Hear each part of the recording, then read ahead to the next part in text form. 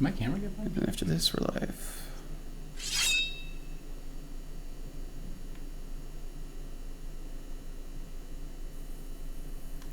Welcome to Dwarven Forge Live. This is On the Anvil, episode 22? 23. 23. Episode 23. This is the show where we take you behind the curtain here at Dwarven's Forge and show you everything, warts and all, including not knowing which number episode we are. Sometimes we don't have audio. Sometimes we don't have a camera framed. You never know what's going to happen. It's live. It's uncut. It's raw, real, unforged metal. It is not wanting to stay today. Come on. There we go. All right, we're good. Got to make sure we get the mohawk in there. Yeah. So I am Nate, and 6 feet away from me over there is Chris, and we are streaming live from our studio in Brooklyn, New York. By studio, I mean like art studio, not like NBC Studios or something. Right? Yeah. This isn't nearly that professional. Oh, do we want the house lights off? Oh yeah. All right. We'll grab those. Like I said, we're, every episode it's just a little raw, a little real, a little whatever. So Chris and I tonight are joined by the one and only Drew Williams from Seder Studios, coming in from San Francisco, wearing his finest suspenders, drinking his hottest tea. I gotta put on this thing so I can hear you. Hello, Drew. Hey guys, it's good to see you. It's awesome to have you here. So Drew's been doing one of Forge's original warts. Yeah, you're the old crusty wart. So we before we start asking Drew a bunch of hard-hitting questions, did I tell you we're going to ask you a bunch of hard-hitting questions, Drew? No, you didn't warn me at all. Okay, well, it's coming up. So you have a few moments to brace yourself. We're gonna go through some news first, and then we'll ask the hard-hitting. All right, here we go. Let's use that the graphic. Yeah. And Drew, you have to say like news. Say it now. Say it now. News. All right. Yeah, There we go. yeah. Not bad. We got to get as much mileage out of this graphic as we can. Yeah. It's incredibly situational. You can fade out of them before it gets to the end. They're like, Yes. All this stuff is. I wanted to at least reach its final position. Nah, it's All right, it takes too long. Everybody knows the word news. That's fine. That's All right, so totally what's fair. the news? Welcome to the news channel now. This is very serious. What do we have for news? The first one is a shout out to Kickstarter that some of our friends are doing over at Beetle and Grimm's. Woo! Why don't you explain this more? It's with Pathfinder? Yes. Yeah. So they made it's their journals, their character journals for Pathfinder. So like cool leather-bound binders that are books for each dedicated to a specific class for tracking your character as you develop over the course of a campaign. And has kind of everything. It has all of the class-specific rules in there, so it's a rules compendium. All the stuff you need just for your class in there. Plus, it has all your character stuff and equipment and notes and backstory and all this cool stuff. And it's made by Beetle and Grimm, so they're like classy, leather-bound. They've got the deluxe collector's thing, which has a slip case, and they're awesome. They're beautiful, and they're great if you play Pathfinder. And here's the thing. They pitched this to Wizards like a year ago, and I don't know. I would say it was supposed to be they were going to do one for D&D, and it didn't all come together. But like that would be awesome, right? Because there's so many supplements now. Wouldn't it be great if you're playing a wizard and you had a thing that had all the spells from all the various supplements all in one place? It's a lot to keep track of, just with all the options, especially as they keep adding to the more to the system. It's something I noticed. So Baldur's Gate 3 went into early access a bit ago, and one thing I noticed whenever you get into a caster is like actually managing all the spells at your disposal on like a hotbar is like a lot, and so I can only imagine. So it's a pretty cool thing, and we love Beetle and Grimm's, and it funded in like 10 minutes, and they're off and running. They're gonna have some new classes. Like a premium product, just like Dwarven Forge. Yes.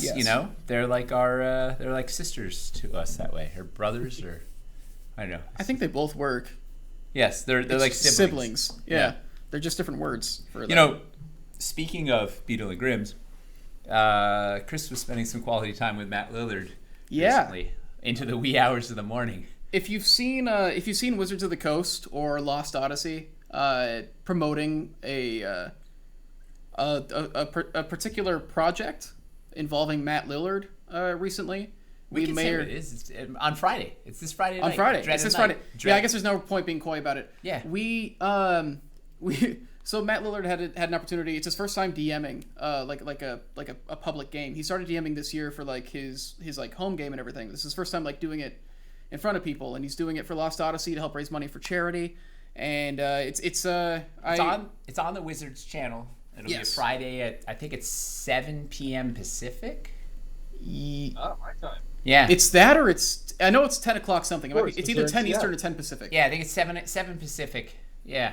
So they're right You near. can find out on near their the Wizards. Twitter. I'll look it up real quick, actually. And so we built, Toby and I put together a couple of builds for it, and it's on Vorpal board, and it's got an awesome cast. It's gonna be really cool. It's gonna be a cool, creepy game. And then Chris was 7 p.m. Pacific is correct. Chris was Lillard's mage hand. So he was DMing from LA, and Chris was here with the live terrain camera with the build, moving the miniatures, and you were deciding where some of the monsters were going, and like There are times where he's just like, yeah, why don't you just decide what they do or where they go? And I had no way to talk to him because it's a long thing. but it was a lot was of fun. pre-recorded, so it could get edited a little bit, and it should be pretty awesome. I'm excited to see that. Yeah, he's been playing a long time. But it's first time DMing, and it was having had the chance to watch it. It's a really cool. It's a cool game. And he's just like the sweetest. Like I love that guy. Out of like all the people we've gotten to like work with through this, he's like just phenomenally kind. It's unreal how good of a guy he is. Like, Love that dude. Yeah. All right, what else was in the news? We had a little restock happen today.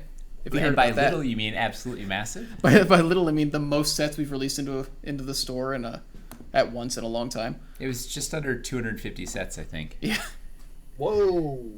Yeah, well, Yeah, so basically what happened was we had a small restock coming in of some Aaron Thor sets, and I can't remember with a couple other bits, but Jay is never idle, and he had there was a quiet, he had it was Sunday and he had 8 hours to kill, so he went through the Dwarven Forge web store and just went through all of our reserve stock. So we always, if we've got 200 of a set, we sell 190 of them and leave 10 of them in case there's returns or damaged items or whatever. You're just always having a little reserve. So he went through and anything that we hadn't sold in a while, or that we didn't need to sort of save the reserve for, he dropped the reserve down to 3 sets or something. It took whatever the remainder was and put it in this restock. So we had something like 230 sets from everywhere, from resin like Catacombs all the way through to Caverns Deep stuff. Old stuff too.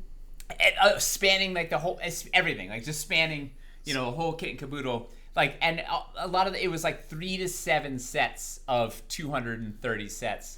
So we were calling it the Rise of the Skeleton Army, right? Because it's just this huge army, but they're each only a couple of hits and then they're out. So, but here's the good news.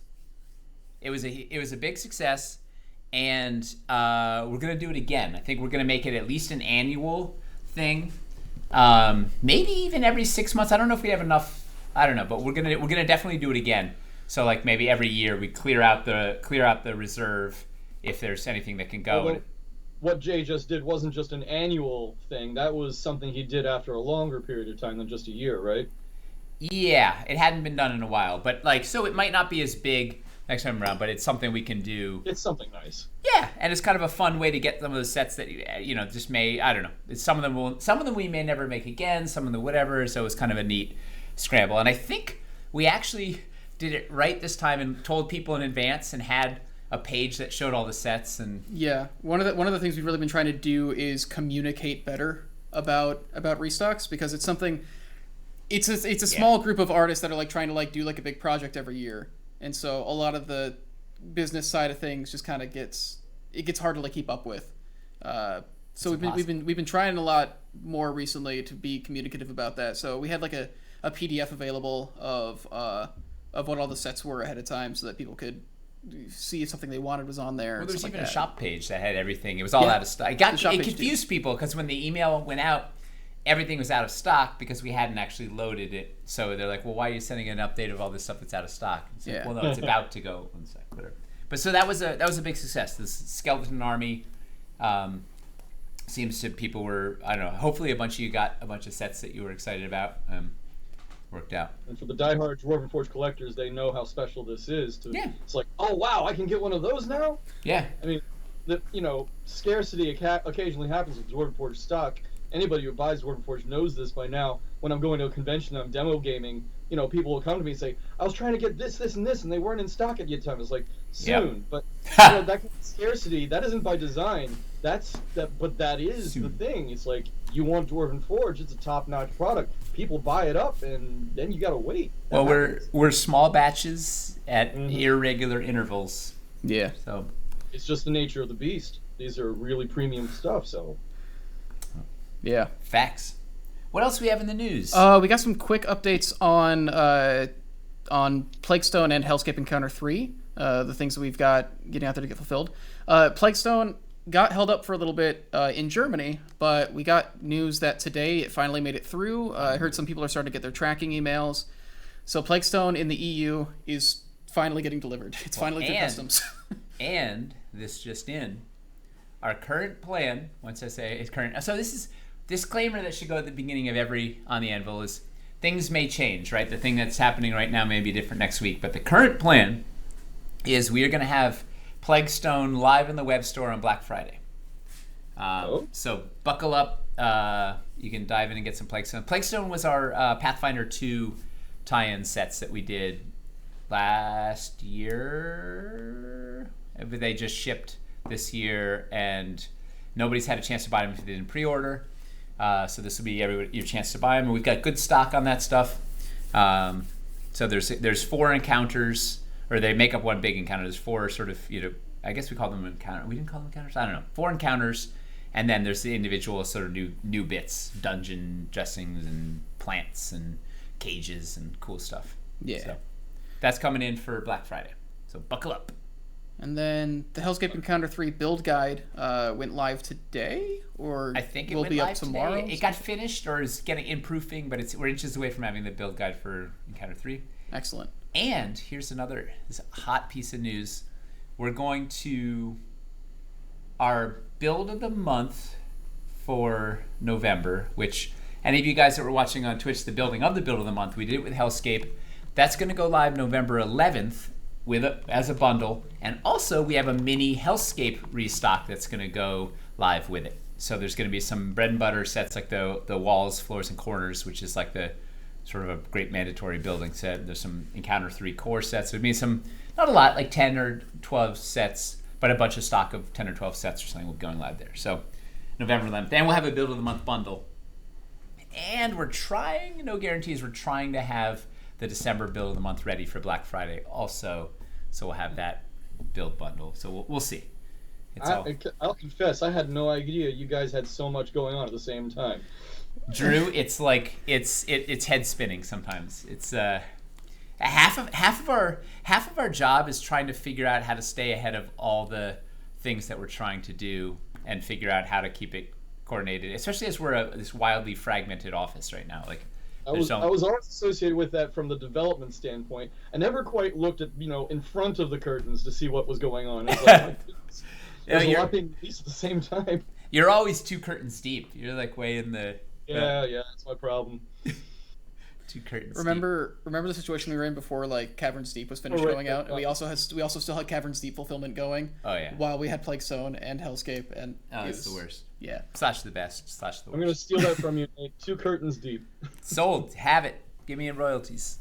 All right, what else do we have in the news, Chris? We've also got... I guess we can move to the Wildlands-related news, because we have quite a few things related to that. So we floated the idea before. The first thing is this kind of like a big announcement. Some of you might have seen this already. We'd been floating the idea before of reopening the Pledge Manager for the resin pieces specifically once we actually had the final castings. We decided today that is what we are going to do. So if you're trying to decide if you want to get the resin or not, if you're still trying to make that decision, you don't have to make that decision by November 22nd or whenever it is the Pledge Manager closes.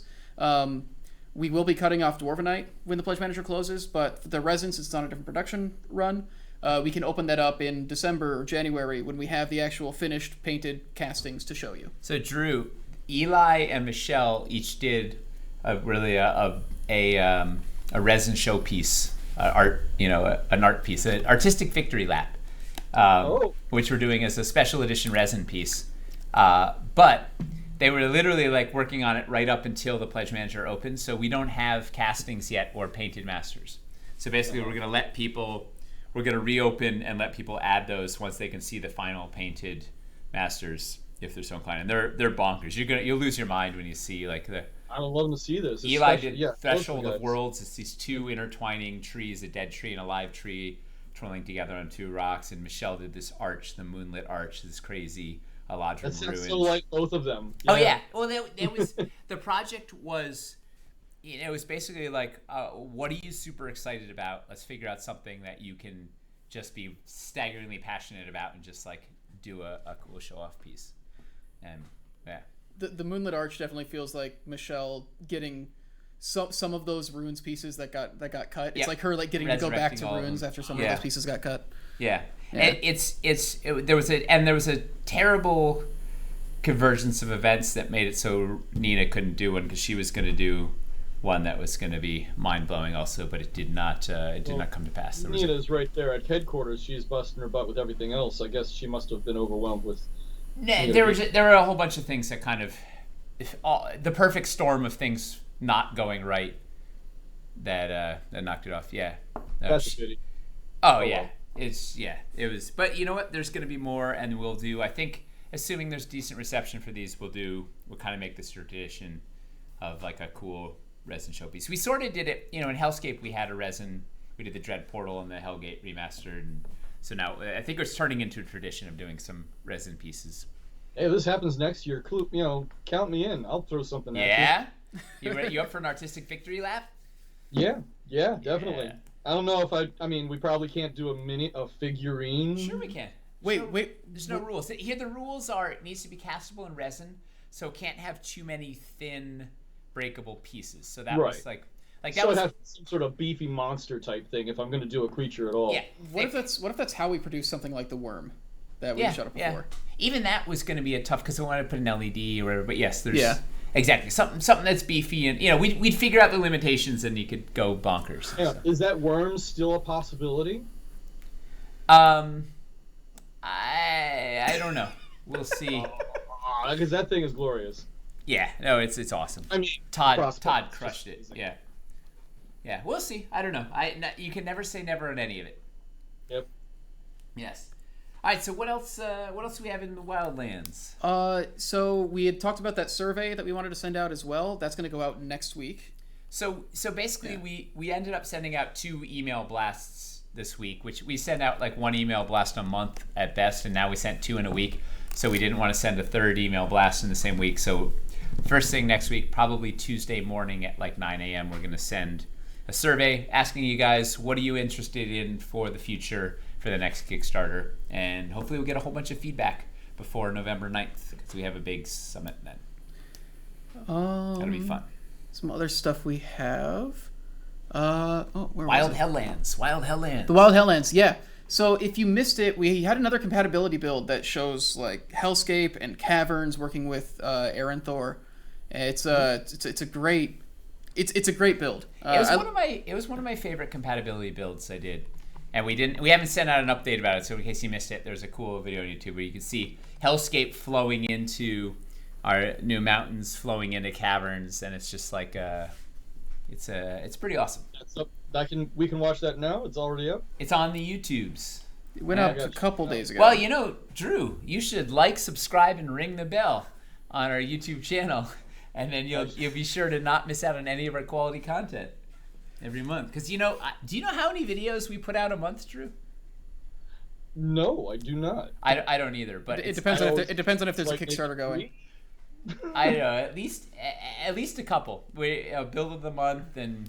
I don't know, but there's constant, like this month I think we put out 6 videos or something, and I don't know, we had a lot of stuff goes up there, and some of it's quality content like me getting my hair dyed, and some of it's cool compatibility builds, some of it's whatever. Like I don't know, we're churning out a lot of material.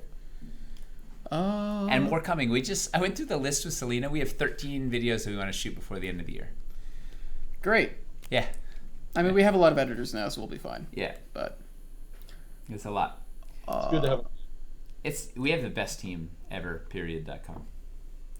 I'm blown away, actually. Last I was out in Dwarven Forge headquarters, it was a fraction of the crew that you have now. There's so many faces, including Chris's, that I haven't actually met in person. I'm like, damn. Well, it's funny. Like I came in to help with Hellscape, and even since Hellscape, there's already a lot more people here. We picked up Letitia for graphics, who is phenomenal. She's a goddess. That was an incredible pickup. Yeah. We've got Casey now. We've got Eric. We've got Ray. Yeah. We've got. We just added Andrew a couple weeks ago. Like Andrew, there's I can't even. The timeline of when people come in is also fuzzy. But yeah, that's fair. Keeping everything in order. Yeah. What else? There's one more Wildlands thing that's kind of important. The Eldritch Foundry coupon went out today to people. Surprise! Check your if you backed Wildlands at least $10 or above and you didn't see that coupon in your email, check your trash or your spam folders. Your trash or your spam folder, I guess. Check. Just to make sure that you get it. All those went out today, so it gives you 50% we were going to send off. an update before we sent them, so you could know to look for them, but it didn't work out that way. But we'll send it. We'll put it in the update. I don't know if I can get it out tomorrow or not. Worst case, it'll go out first thing next week. But be on the lookout for that. 50% off an Eldritch Foundry miniature. I don't know if you've ever seen them, Drew. Though, like the custom, they're you can design your own custom miniature, and they 3D print it and send it to you. Oh right, yeah, I know what you mean. Yeah, they're like Hero Forge, but more artistic. Mm-hmm. Yeah, they've been a lot of fun to talk to. They're awesome. They're awesome folks, and they. What's neat is they did the hero minis for this game, the Night at Lost Odyssey game, and they did the hero minis for one of the Wildlands games we did, and they'll just send us an STL file. We can print them out right here on our Form 3, paint them up, and pop them on the table, and it's like farm to table. It's like boom, boom, boom. Right? That's how that works. Farm to table. Yeah, it's like good old organic resin. Yeah, I nailed it. Like. The last free range pasture what is it? Pasture raised, pasteurized? No, like pasture. Free range. You know, pasture. Free range. Yeah, but there's grass something about fed. pasture. Free range fed. minis. Yeah, that's another one. I've got it. It's mine. Free range minis. Done. The last two things that we have in the news are both cool things to look at. Let's actually look at wait. We didn't talk about the pledge manager. Which part of the pledge manager? Just a quick stats. Just in general. Oh, you want to go over the stats for it? Well, just quick. So check this out. So you guys have been pretty good. We have 41% of people have completed the pledge manager, which is awesome. I barely even looked at mine. However, yeah, you're one of the 1,172 people who haven't opened the email. Jeez. I opened the email. That's a lot. I opened the email. I went to the page and I saw the list of all the things, and I just immediately got overwhelmed and had to click away. So you're in the open category. Yeah. There's 906 people who haven't opened but haven't done anything. So 41% of people have completed it, which is fantastic. So you guys, it's a faster completion rate than we've ever had. Thank you. It's just going to help us get our orders in. And then the couple of interesting stats. This might blow your mind, Drew. So 4 out of our top 5 bestsellers. So this is not including all the pledges, right? So who can guess what our top selling add-on is? Ooh, should we do tonight's giveaway? Whoever can guess what the top selling add-on is? Yeah. Is that insane? Yeah, so put in your guess. I won't take. Put in your guess for what the top selling add-on is. One guess per person, and whoever gets it right gets our giveaway. We're giving away a classic remastered dungeon set. And it's the first person to guess it. Part of that. But I'll stay out. Yeah, well, and it's gonna be quite a. It was very surprising. So we'll go back to the stats in a sec. So let people put in their their guesses. And I think that was all I wanted to say about but so if you haven't finished your pledge manager, I know some people are waiting to hear about the terrain tray, what we're going to do about the surface. We're still working with the factory to try and figure out if there's an option to fix the water texture. I don't know if you saw these, Drew. We have this really cool water texture for our terrain trays, which we're now having a hard time getting affixed to it permanently. But it looks I knew about the trays. I didn't know about the hard time. What's the difficulty? Oh, it's just it's this really cool rippled plastic coating that makes it feel like it has speculars, so it like reflects and it feels like water. It's awesome. It's really exciting. It's tied up in production a little bit. Well, we had some surprise. I don't know. We wanted to be able to sell it self-adhesive to people, but also have it baked in. And they said they couldn't do that, but they could do the other. But it turns out they couldn't do either. But I don't know. We're figuring it out. Well, if that's our biggest production challenge, we can live with that. Compared to Caverns Deep, had much bigger challenges before. That sounds like an easy one for you guys. All right, so let's go. Do you want to scroll back to see if anybody guessed the things? I'm going to go backwards order, the top 5. So number 5 is the Bayou Barge, which is pretty awesome. So that's this. Drew, do you remember the rowboat, the modular rowboat from Caverns Deep? We had that rowboat. The rowboat. I don't remember a Bayou Barge. Well, that's because it's new. We're in the Wildlands. We have a new modular boat that's compatible with a modular rowboat, but it's a Bayou Barge. It's got gator skin on it and like a race thing and LEDs in the front. So that's number 5. Coming in at number 4, the Raging River Terrain Tray 2-pack with the grid. And that's got hopefully we'll have our water texture. We're sorting that out. That's one of our most beautiful terrain trays, period. It's like just crazy, dynamic, exciting. Art by Alexander, the Russian. I don't know if you ever met him. But yeah. It is beautiful. Yeah, it's dynamite. Number 3 is the 3-pack of Horizon dice. So it's the our cool custom dice with Die Hard dice, which are just nothing like that in the world. Number 2 is the texture mat, the Mountain Lake 24-inch by 24-inch texture mat with grid. So what you're going to notice is, 3 out of the top 5 right now are not terrain at all, right? It's all accessories. And then number 1 is the fogger, the DF floor fogger. So did anybody guess it? Gilded Poison. I saw I guess it first. Some other people later on said fogger plus like Spore Claw and stuff like that, but Gilded Poison is the one who said. All right, Gilded Poison. Yeah. You win with the fogger. Knighthood did also say it, but Gilded Poison was in there first. All right, first person to guess who wins it. So that was and you're gonna win. So DM or whatever we do, we whisper secret things. Yeah, I'm gonna whisper them. You get a dungeon set. Woo! But how crazy! 4 out of the top 4 things are not terrain at all, and then the 5th thing isn't terrain. It's an accessory. The 6th thing is the Escarpment's Winding Stairs pack. So that was I know some people were complaining that didn't have the 1x3s or whatever, but it's the highest selling terrain pack we've had so far, and followed by the Mountain Driftstone pack and Majestic Waterfalls Deluxe. So fun stats. Anything else, or can we talk to Drew? I have no idea you guys had so much news. I mean, speaking of the fogger. Oh yeah, you guys have actually. You may have noticed there's something a little wispy happening at the bottom of Nate's video there. We actually have a new. If you want to put it down in the sniper area. Let's get crazy. Yeah, we actually have a new prototype of the fogger. No, this is a factory sample. Oh, the factory sample. We're out of prototype world, and we're into. So check this out. It's now black. Ignore the little smudge here. This was a sticker that I had to pull off. This weird. So matte black. It's sleek. It has a little air hole poked in it now, so it doesn't contract as it runs. The switch is set in really nice. This is the USB port if you want to power it via USB. Can you see this thing, Drew? Look at this. It's let's put it in continuous mode.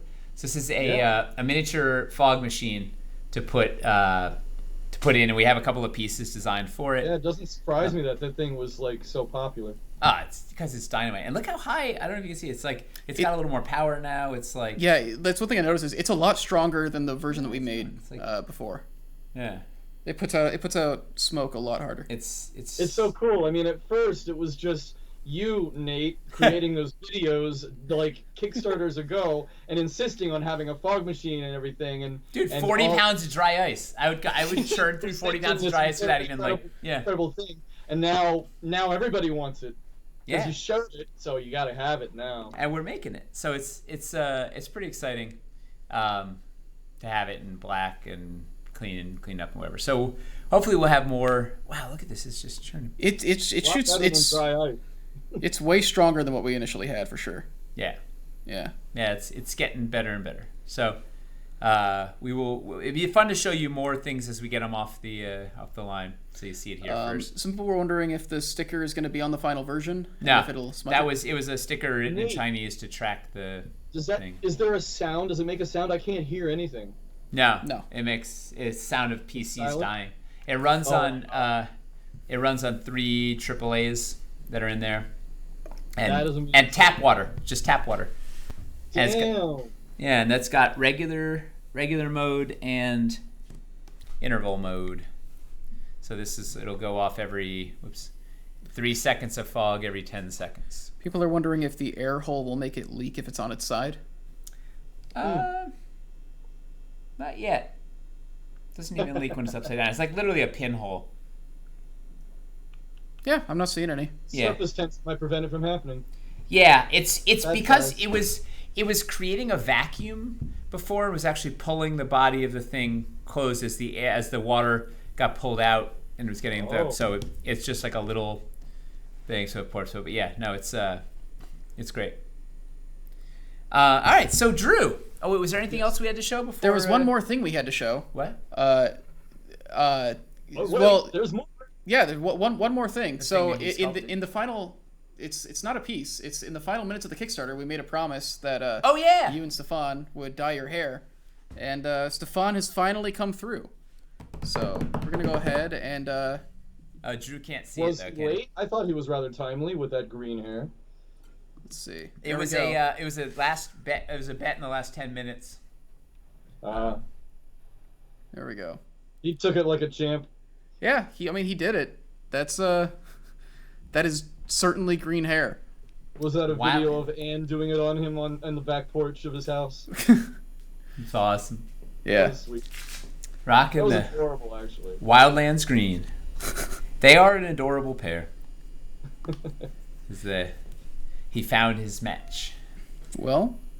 So Drew, if we break 5 million on the next one, will you dye your hair? First I have to grow it. Yeah. Can we dye the beard? I'll have to dye my beard, actually. That's what's going to have to happen. Boom. Sold. All right, so Drew, we get to our main event here. We got Drew Williams. So, just quick, but sort of the precursor to the thing we ask everybody. This is give us your quick life story. Like, how'd you get here? Right? How where were you an art school student? Were you a how did you end up where you are? Baltimore, all throughout grade school into high school, I was the best artist.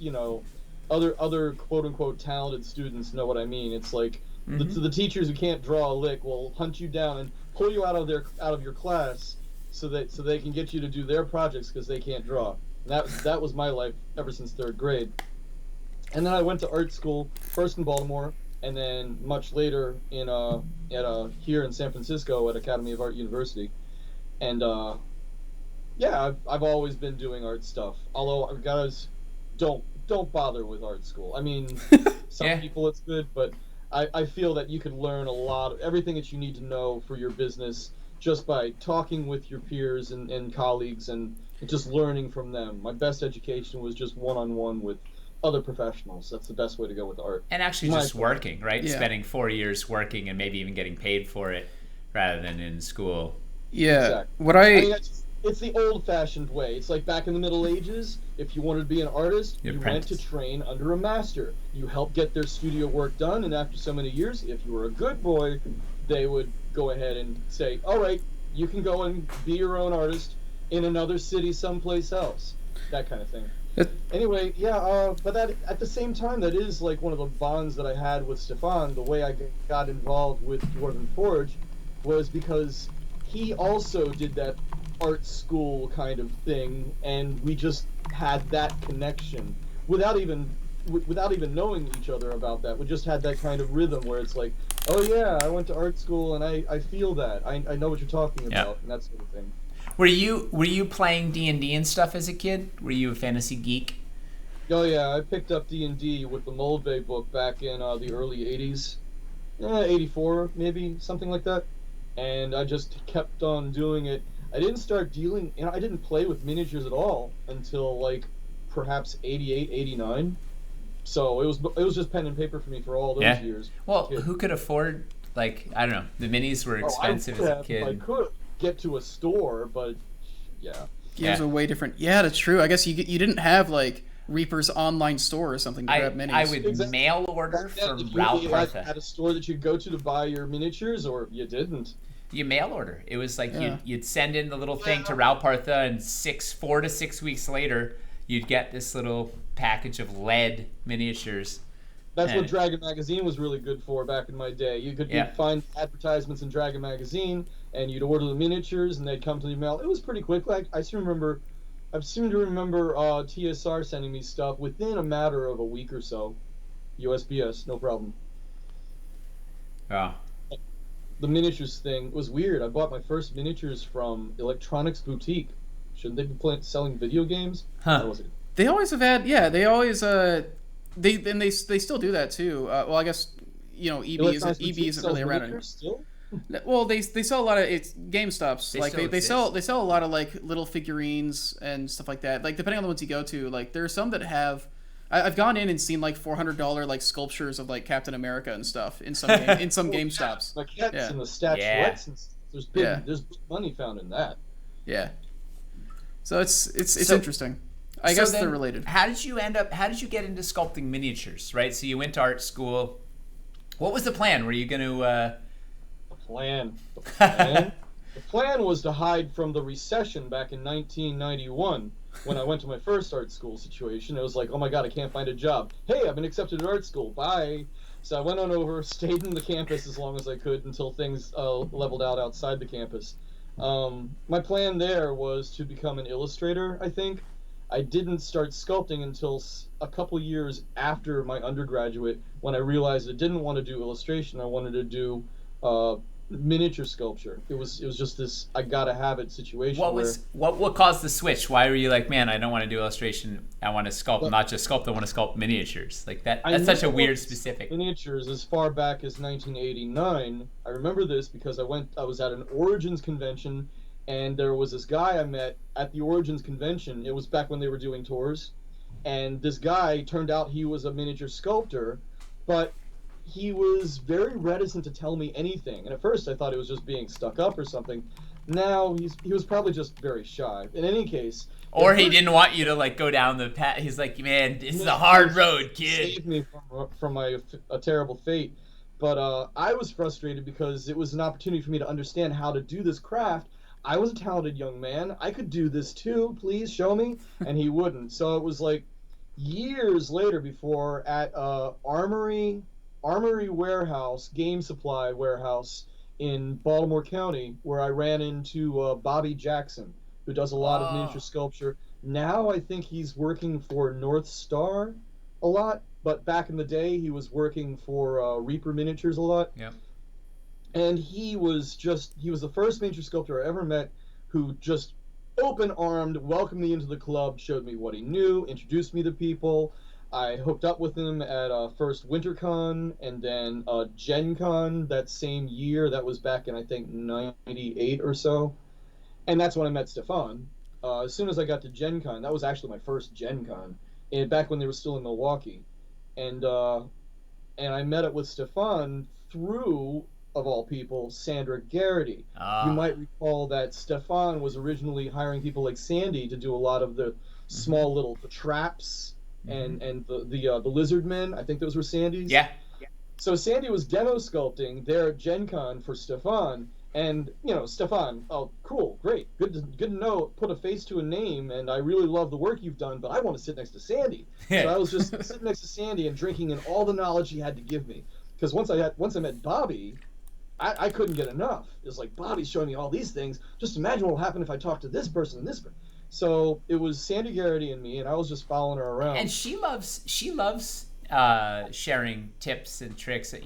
Nina spent a Gen Con sitting next to her, like just picking her brain on all these whatever, because she's a legend, man. She's very generous. She's a legend. I at the time, and I still do today, I refer to her as the mother of miniature sculptors. Just now, I guess, grandmother of miniature sculptors. Yeah. This is back in the late '90s that I first met her, and also Chaz Elliott. Chaz Elliott at the time was working as an art director for Wizards of the Coast, and he was also on the side doing some sculpting for the same client that I was working with that year. So he was also very, very inviting, generous, and in fact, he helped to pay for my flight over to stay at Wizards of the Coast for a little while and work on a little bit of their upcoming line back at the time when they got TSR going. I mean, they acquired TSR at Wizards of the Coast, so they had the rights to do miniatures for D&D, and they decided they were just running with it. So he invited me to take a look at how the setup was going, and that was all really important stuff that got me really neck deep into the miniature business. So by the time 1990 rolled around, I just, there was nothing stopping me. I was just going to keep trying to get better with my craft. Did you what was the first paying miniature job? 2000, not 1999, 2000. So what was the first paid miniature job you did? If I'm not mistaken, it was Demon Blade Games. Then for a while, I think they changed the name to Shock Force. And I wasn't paid a whole lot because I was brand new and didn't know what to ask for. And that was an adventure in trying to figure out what material to even use because I didn't know what green stuff was. Chaz Elliott was on the phone with me from over in Seattle telling me, "Oh, just get some AB putty." I was like, "What's that?" and so I was living in Portland, Maine at the time, really in the middle of nowhere in terms of shopping back in the 90s.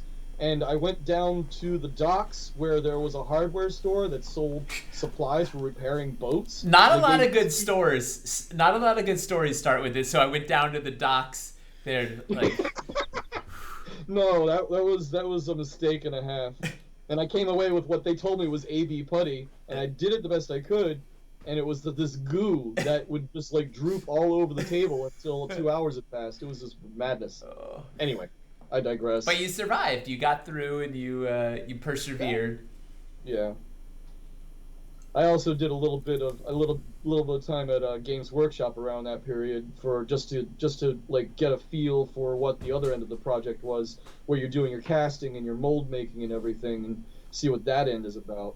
Well, that sticks. Those skills stick to you this day, right? You're always talking about.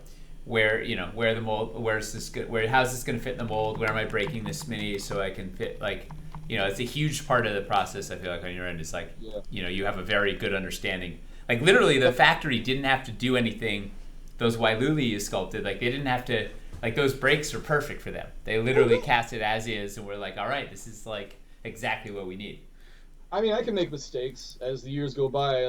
Those skills I've picked up from Games Workshop kind of atrophy and I'm like, lately, this past couple of years, I've been like calling up some of my casters and starting to ask them to remind me of their technical needs. But yeah, it was definitely an important learning lesson for me to be there at GW for a little while, like I did. We have a couple people wondering what stuff you did at GW. We have a couple of wargamers in chat. Sculpting, just casting, spinning and stuff. I was at because I'm from Baltimore and I was in Baltimore that year, and so Glen Burnie at the time, I believe it was the headquarters in the USA for GW. Wow. And so I was like, hey, I'm in the same town. I'll go down here and I'll do some casting. It's awesome. But for the most part, sculpting is only happening over at Nottingham for Games Workshop. There's only at the time, I haven't been paying attention. At the time, the only American who would work on sculpting for GW was Chris Fitzpatrick, And in fact, it was that same year that he was on his way back from his 3-year stint, and for whatever reason, GW just said, "Okay, you've been here for 3 years. Thanks, bye." Wow. But it was a hell of a 3 years for Chris Fitzpatrick. That was the year. Those were the years in which they had him create all of the Dark Elves, and I'll never forget he's just such a generous guy, Chris. He even sent me his Wax 5 because they had from Toronto. You guys wouldn't know what a Wax 5 is. I don't. It was a nice colleague to colleague thing, an invitation into the club in a way, to my mind. That was really nice. It's a tool, yeah. Mm-hmm. Yeah. Check. It's right here. This little metal, beautiful metal. Wax 5. It's just a sculpting tool. It's for wax. For wax work, it just has just the right shapes on the ends to manipulate green stuff. It's for the most part, you make your tools when you're doing this work, but the Wax 5 is ready-made. That's one of the neat ones. It's legendary. I love hearing. One of my favorite things about hearing sculptors is just hearing like what objects they've grabbed around the house to to shape play with. Find them. You just pull it together. Honestly, I'm overdue for some tool time in the next few days. A couple of my tools recently snapped, and I was just telling my followers on my own stream a few hours ago, I've got to replace those tools. I'm missing them badly. I have to do some knuckles and some toes, and these tools that are snapped on me, I have to replace them. Drew, what were you doing to snap a tool? Well, they're really tiny. Jeez. I don't know if your viewers want to be brought into tool time. That's something for my stream where I demonstrate my sculpting on, for a stream for hours. Just watch me sculpt this hand. What's your Twitter channel? Twitch channel? Actually, Chris might know it better than me. I don't remember it. I just put it in chat. Twitch.tv /sculpt2live with the 2 being the number, and then I've also got his Instagram. Yeah, I've also got his Instagram and his website in there. So how'd you? What was your first Dwarven Forge sculpt? First Dwarven Forge sculpt. Well, I met Stefan back in the late '90s, but and we got together once or twice. In fact, there was 1 year he had me over to stay over at his place so I could go do something. I think I was checking out some schools for a master's degree and stuff. But I didn't actually work with him until I can't remember. Nate, were you working on Kickstarter 3? Yeah. Okay, so you were but you weren't full time, of course. You were coming in your spare time with your foam, your mock-ups and stuff. Yeah. So by the time City Builder came around, Stefan brought me on board at the same time he brought on Eli. Same time. For the same reason. Stefan just got on the horn and called the talented people that he knew to find out who was able to come on down to the shop and help him put this thing together. And by shop you mean that tiny Wandyland, that 20-foot by 20-foot room that had single room. My God, that was a clam bake. Oh. I mean, anyway. Yeah. It was really, that was kind of fun. You know how you can look back at the heady days when things were seemed shoestring and crazy, and that place was definitely it. And then you, Nate, you would just barge into there while we're all slaving away, looking down at our tables, trying to get stuff done. Suddenly you jump in, and you got all these mock-ups of foam and everything, and the whole room just explodes with it. It was interesting. It was fun but times. Yeah, I showed up to do in-house. I believe Stefan didn't have a plan. No. He just every day it was something new. There was no plan. Sculpt the walls of this house. Here, Drew, sculpt the walls of this castle. Oh gosh, now that I remember, he had me sculpt every layer of an entire castle keep, and then we didn't even use it. The sawtooth design. That was a giant 1-foot square sawtoothed out, and it was an enormous amount of square footage. The amount of It was madness, sheer madness. But we didn't know what we were doing. Yeah. In fact, just in some respects, what I was being paid to do was just help him figure out how to do things. I mean, not like he didn't already know, but the thing that was happening when I got to Dwarven Forge that year, and you were there, but you were coming in and out because you had your other work. was that Stefan didn't know how he was going to set up the process of getting other people to do work for him, with him. Well, he didn't know how to do work for himself, much less to get a whole bunch of other people to work. So there was this interesting thing where he had his tools and his materials and his way of getting things done, but he was only just coming to grips with the fact that he couldn't replicate his process to a whole bunch of other people, yet he needed to. So I took him and Wandy down to the art supply store in Manhattan that day, and we were looking around, and I pointed, it's like, here, Monster Clay, use this, because Monster Clay is a great new product that you can melt, Yep. and then you could pour it into a mold, and then you could reproduce that shape, and then you could just keep reworking the clay ad infinitum. Well, it breaks down to a certain point, but there was that mythical, Drew's mythical clay. Like everyone was like, this Drew has this secret clay that you got to like. What is it? And now it's like we've got hundreds of pounds of monster clay now. Like it's exactly. Oh man, it was really crazy. Wandy had to go out and it was like pulling teeth just to get a few buckets of what we needed. Yeah, at it was the time, bonkers. because it just exponentially started. More and more. We needed more. But it was. I'm proud to say that my little hint there kind of resonated with the company, But of course, back then there was only one type of monster clay, and now I think you work with different grades over there. The hard.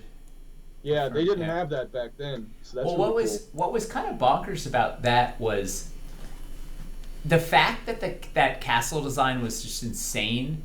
Actually saved Kickstarter 3. Because the original plan was to try and do a city and a castle, and it was like there's supposed to be one Kickstarter. It was so outrageous, but Stefan had this brilliant and terrible idea for a castle that was totally impractical. It was really cool and it was there, but it was like completely impractical, whatever. And so I that was like, as he was trying to make that thing, I rapidly started trying to prototype it in foam. I was like, there's no way he's ever going to figure this out. He was trying to like sculpt each piece and then see if it would work and do it, and it was like, I was like, no. So I quickly like killed the castle in a week by showing that it wouldn't work in foam. I was like, listen, I'm gonna build this whole thing in foam and it's not gonna like, and then just so we could abandon that and just focus on the city and like get that to work. It was great for you to do that, but it was also a very frustrating day to throw up our arms and say, oh well, we're not gonna do that now. Yeah, well, there was just too many. There were myriad problems. Like it was this unbelievable can of worms that he hadn't Stefan had like this one cool sketch, but hadn't thought of any of the ramifications beyond that. So I extrapolated it out into like, what would this be if it was this castle? And I was like, there are 300 problems right here just on this. We haven't even touched like circular towers or anything. And he's like, man, maybe we'll let's go work on those houses.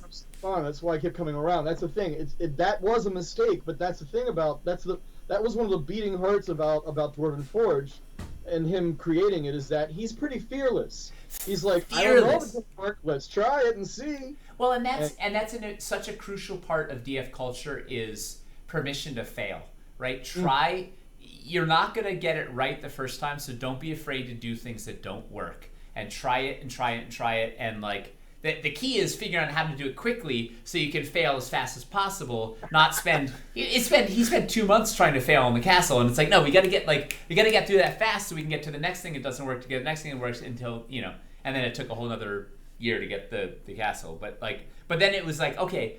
He's like, well, then we'll figure out the streets, and that worked. And like the streets was like, okay, so then that's how the city was really just gonna be buildings and a castle. And the castle died, so then he's like, oh, we do these cobblestone streets like Venice and thing, and it was like suddenly boom, boom, boom, boom, boom, and that was like, yeah. Once Eli was working on that roof, everything started falling into place with the buildings, and of course then Stefan put me onto the streets and the cobblestones, and it all started coming together like a puzzle pieces, and just like locking in tight, and that was good. So you did right by coming in and saving us from ourselves that week. It was fun times. It was like just like this. It was the wild west of creativity. I mean, it was just I wasn't in Dwarven Forge Studio before then, but I got the impression from all that Stefan had told me while I was there that was the very first couple of months where they were really laying down the tracks as they were running.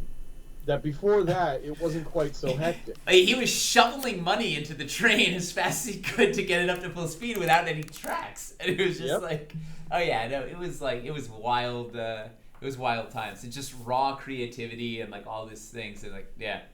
That was the main reason that I came. I mean, all the way over from the West Coast. He called on me, and I was like, okay, I'm coming, because that sounds like a fun, crazy time. It was Also, all of those I things. really missed the East Coast weather, and it was wintertime.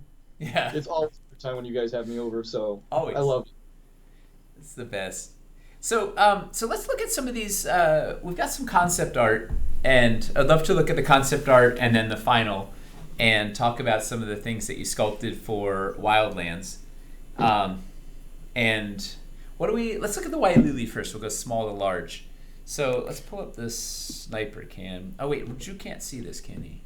Oh, that's a really good And point. that's a wyvern. Not until a little bit. You'd have to wait for a okay, let delay me- for me to see it on the screen. Yeah. Oh, yeah, of let me. course. Yeah, I'm gonna grab this real I see quick. it now. So while I was getting the picture, why? So what is it that? Why are you so passionate about mini sculpting? Like, what is it about miniatures and specifically making miniatures that, like, you know, why is that the One of those thing? hard questions you warned me about. Yeah. Gosh.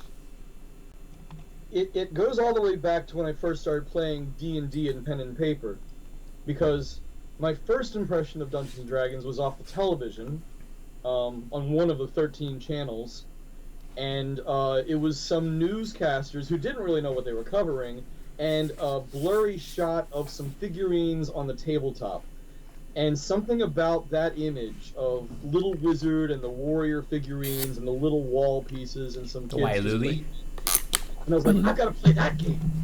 That looks fun. But when I got to a D&D group, and everyone was just pen and paper. I was like, where are the toys? And for several years, I just suffered without the miniatures. I always thought in terms of sculpture when I was a child. I started playing with like other kids that had Play-Doh back in 1970s, and I had like plastiline. Yeah. Fine Roma clay, and I was making the tiniest of whole armies. And yeah, I was like, some kids were playing with toy soldiers, little plastic toy soldiers, and I was like, well, I'll just make mine, even though they probably looked awful. Hindsight's 2020. But you know what? You needed to make a bunch of those terrible soldiers as a kid to get, you learned something from doing that.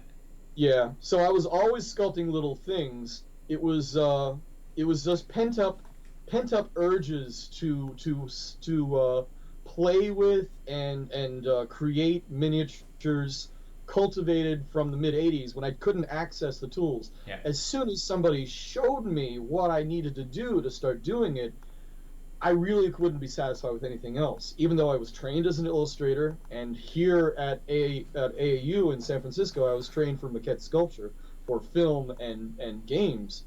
I just kept coming back to miniatures because I've just been avoiding the question. Why am I so passionate about it? Yeah. What is it that gets you?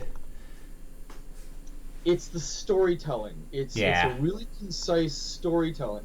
I enjoy creating miniatures because, A, a really good miniature tells a story unto itself about that particular character, maybe a little bit about the situation they're in, but it's a narrative about a personality, and a fantastic one at that.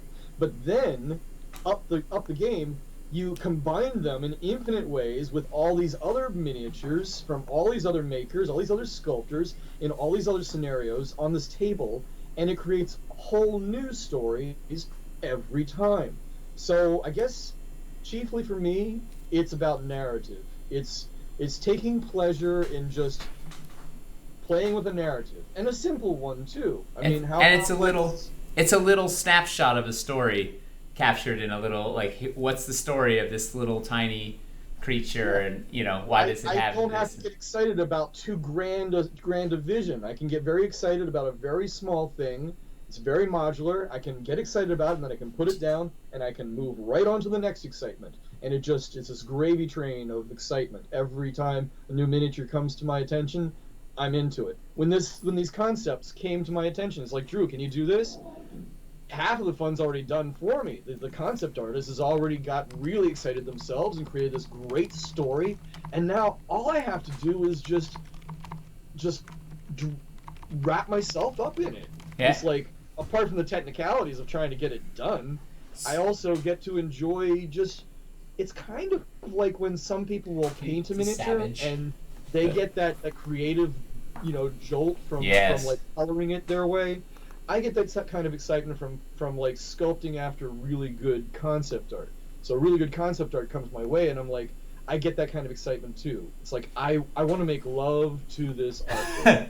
So let's talk about the concept art for a second. So we're pulling up the concept art for this Wailuli Savage, which Crystal Sully did, and like, what's your process? So you get a piece of 2D art, and you have to turn that into a 3-dimensional thing. Like, what's that process like? And I know one of the things you said you praised Crystal for was not cheating in her art. You're like, a lot of times the 2D artists are cheating and giving me a thing that I can't do in 3 dimensions. What does that even mean? And how do you... For starters, just back up. I'm not trying to be derogatory. A concept artist is doing a hell of a lot for you already, even if they're quote-unquote cheating, as I call it. What I mean by cheating is that when you're doing 2D, say... maybe this is a piece of art that I could have shared with you guys before we started the stream, but if you look around out there, there was this concept art that great concept. It was a 7-headed dragon. I believe it was 7 heads. Maybe it was 1, 2, 3, 4. Sorry, just 5 heads. But that's a lot when it's a dragon. It's a lot more when it's a dragon that stands like I think 9 inches tall. Wow. So it was a hell of a miniature project. Lots of separate parts. And the thing about it was, Janelle Jaques, she's been in the business for a long time, and she's really excellent, great draftsman. But she cheated, because you've got this intersection, for example, of 5 heads, 5 dragon necks, all into one torso. And she only showed one view, and 2 of the connections were hidden. Can you pause it at the end? Now that works when you're doing an illustration. So it freezes. It doesn't work when you're trying to sculpt a figure in the round. Totally different. So, but Crystal doesn't cheat. She only had 1 head, so that helped. There's a few here and there, but for the most part, no. She's really, for whatever reason, Not able to pause it. She clearly thinks about the whatever she's designing in volumes. She begins and finishes with volumes, whereas other artists are much more inclined to work with just the line work and perhaps the style and the gesture, yes, but they're not usually thinking in volumes the way she is. So I appreciate that a lot. And so then how do you translate? So can we cut to the sniper cam? So we had, that was the art of the, here's the, oh man, I should have gotten closer to this guy. So how do you translate, you get that art, how do you translate that into this little guy? Well, I mean, I usually, when I get good artwork, I try to stick to it as much as possible. So the first thing I do is I create the armature, and, well, lots of sculptors have different ways of doing things. I admire a lot of other people's attempts to doing things. My particular way of getting my miniatures done is to solder together the cross points of some copper wire, and then bending with just the right angles where the elbows and the knees and everything are, so I have the exact size of the armature of the body of the figure, but making it copper like that, I can then take some jewelry pliers and I can tweak it and move it in what I call puppet it. Yeah. I'm puppeting the figure into the exact pose of the artwork, and either I'll print out the artwork on a scale card. Actually, give me half a moment.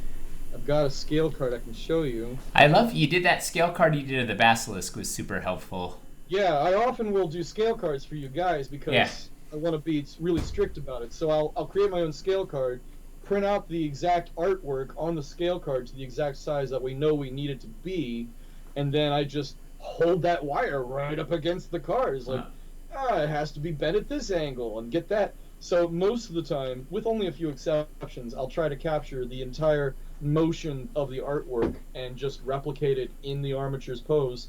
Get that on the rig and start laying on some putty to hold it in place. So it's the gestural skeleton that becomes the whole. That's the other thing. It's like I'm really even with other figures like this. Let me like show you one of my pieces right now. I don't know if you can see this. Wait, go big. Hold on. It's a very lean orc driving forward with a wood axe.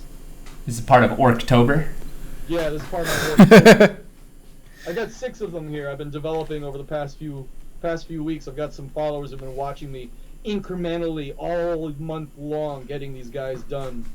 And the point is that this is a really strong gesture. I always think in strong gestures, but then again, so does she. So between the two of us, we can't do any wrong. She's got a great gesture to give me, and I'm all excited about delivering that and preserving that great sense of gesture that she's got in her art.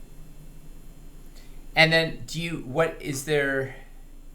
when you have to start then rotate it in 3 dimensions, I don't know, what are the challenges that happen, like taking that flat thing and then you turn it into this gestural piece of wire and you spin it around?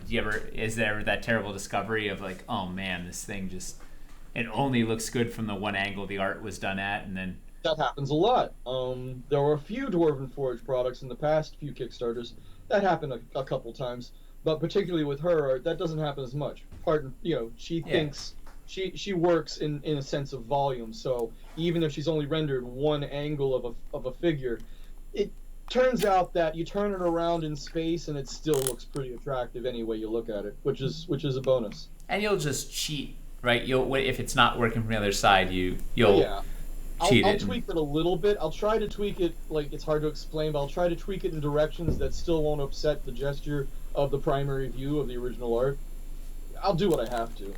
Man, I realized in retrospect I should have grabbed some of the work in progress photos that you sent me of these things. Oh God, please don't. Oh, because it's fun to see that. I hate having those things out there. It's like it's almost as bad as somebody asking you, "Are you painting it green?" But then you see, well, sometimes our factory does that inadvertently. I'm sure. Do you remember any specifics about these little Wailuli were-tigers? Was there anything fun or crazy about the? Go back to the sniper. The only thing I can remember about those is that you had me doing them in-house with you guys that week. Isn't that? No, these guys you did at home. To you? That you were doing the Minotaur did in-house. And the not the displacer, Arctic phalanx, right? The big are not displacer beasts. Yeah, that was one where you went back to draft. That was we started it and we had to restart it. Yeah, you did like a week of work on this thing, and it wasn't working. And I was I had to pull the plug, and I was like, Drew, we got to go back to square one. And you agreed. You're like, yeah, it's not it's not as dynamic as it should be.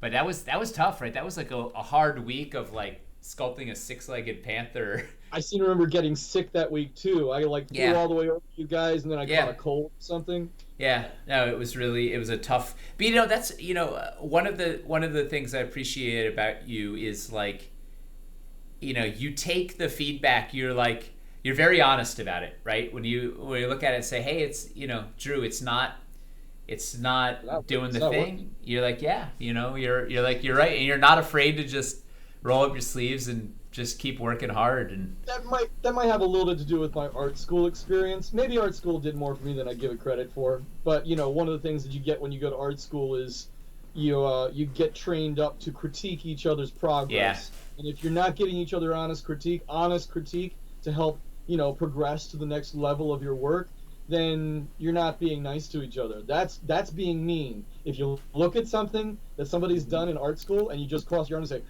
that's interesting, you're not being nice. You're being a smart ass. Todd Harris, who's actually you turned us on to him.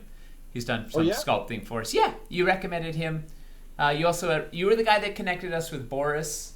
And you connected us with a bunch of good folks, Drew. I tried. Yeah. So Todd was doing, I don't remember one of the things I don't know what it was. He was doing something, and it was the same thing. It was like a square one rewrite where I was like, Todd, you got it.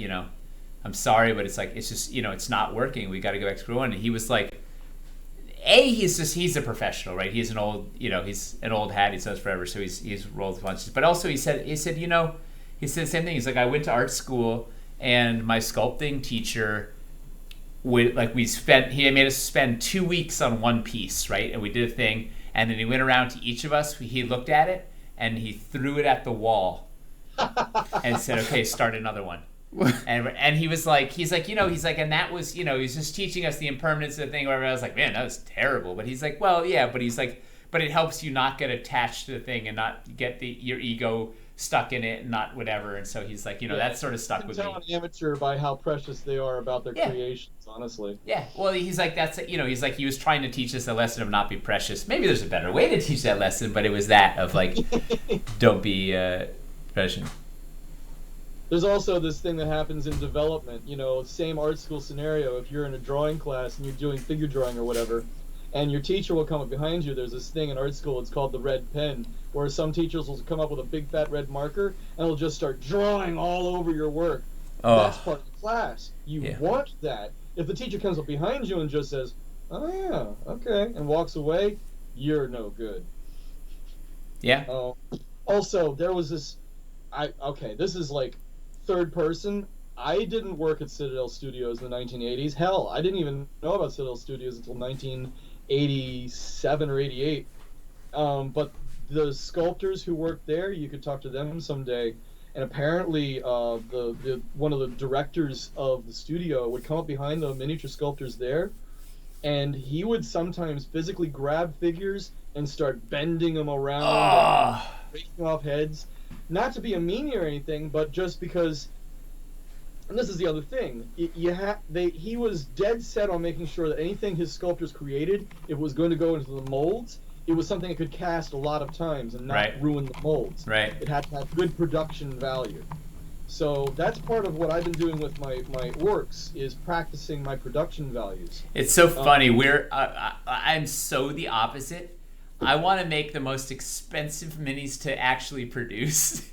And like I'm completely focused on making the coolest thing with absolutely no regard to the cost to produce it, and it's probably to our detriment. But I don't know. It's we have this conversation every time you send me some art. Yeah. And I start saying, well, how many parts do you want to break this down to? And I'm like, no, Drew, make it awesome. Forget about. I don't care if it's 10 pieces. Just make it crazy. Like we're gonna do. Myself, but try to be frugal on the angles, though. Yeah, it's you always know how to deliver something that they can create. And pull up the Crimson Claw Wyvern sketch for a sec. And I can't remember how many parts did we break down the Wyvern in. Do you remember? Yes, it was the body, each wing, one leg. All right, I remember the leg now. Yeah, but that was it. It was four parts. But that was the thing. I made sure that other leg was in axis to the body so it could stay with it. Yeah, you did a bunch of good stuff. So do you remember any specifics of this guy, this crazy? Other than I remember torturing you on the pose and the neck and the tail. Yeah, you had a few revisions for me, but they were reasonable. You wanted to preserve the kind of coiled snake effect that was evident in the artwork. And for all of my going on about, I like to preserve the gesture, I was compromising quite a bit to try to get that axis. Yeah. And you had me redo that neck, I think at least twice. Oh, I said I don't care how many pieces. I was like, just make it. It needs that dynamic, angry, I need that coiled snake. I don't know, that tension, that whatever, and yeah.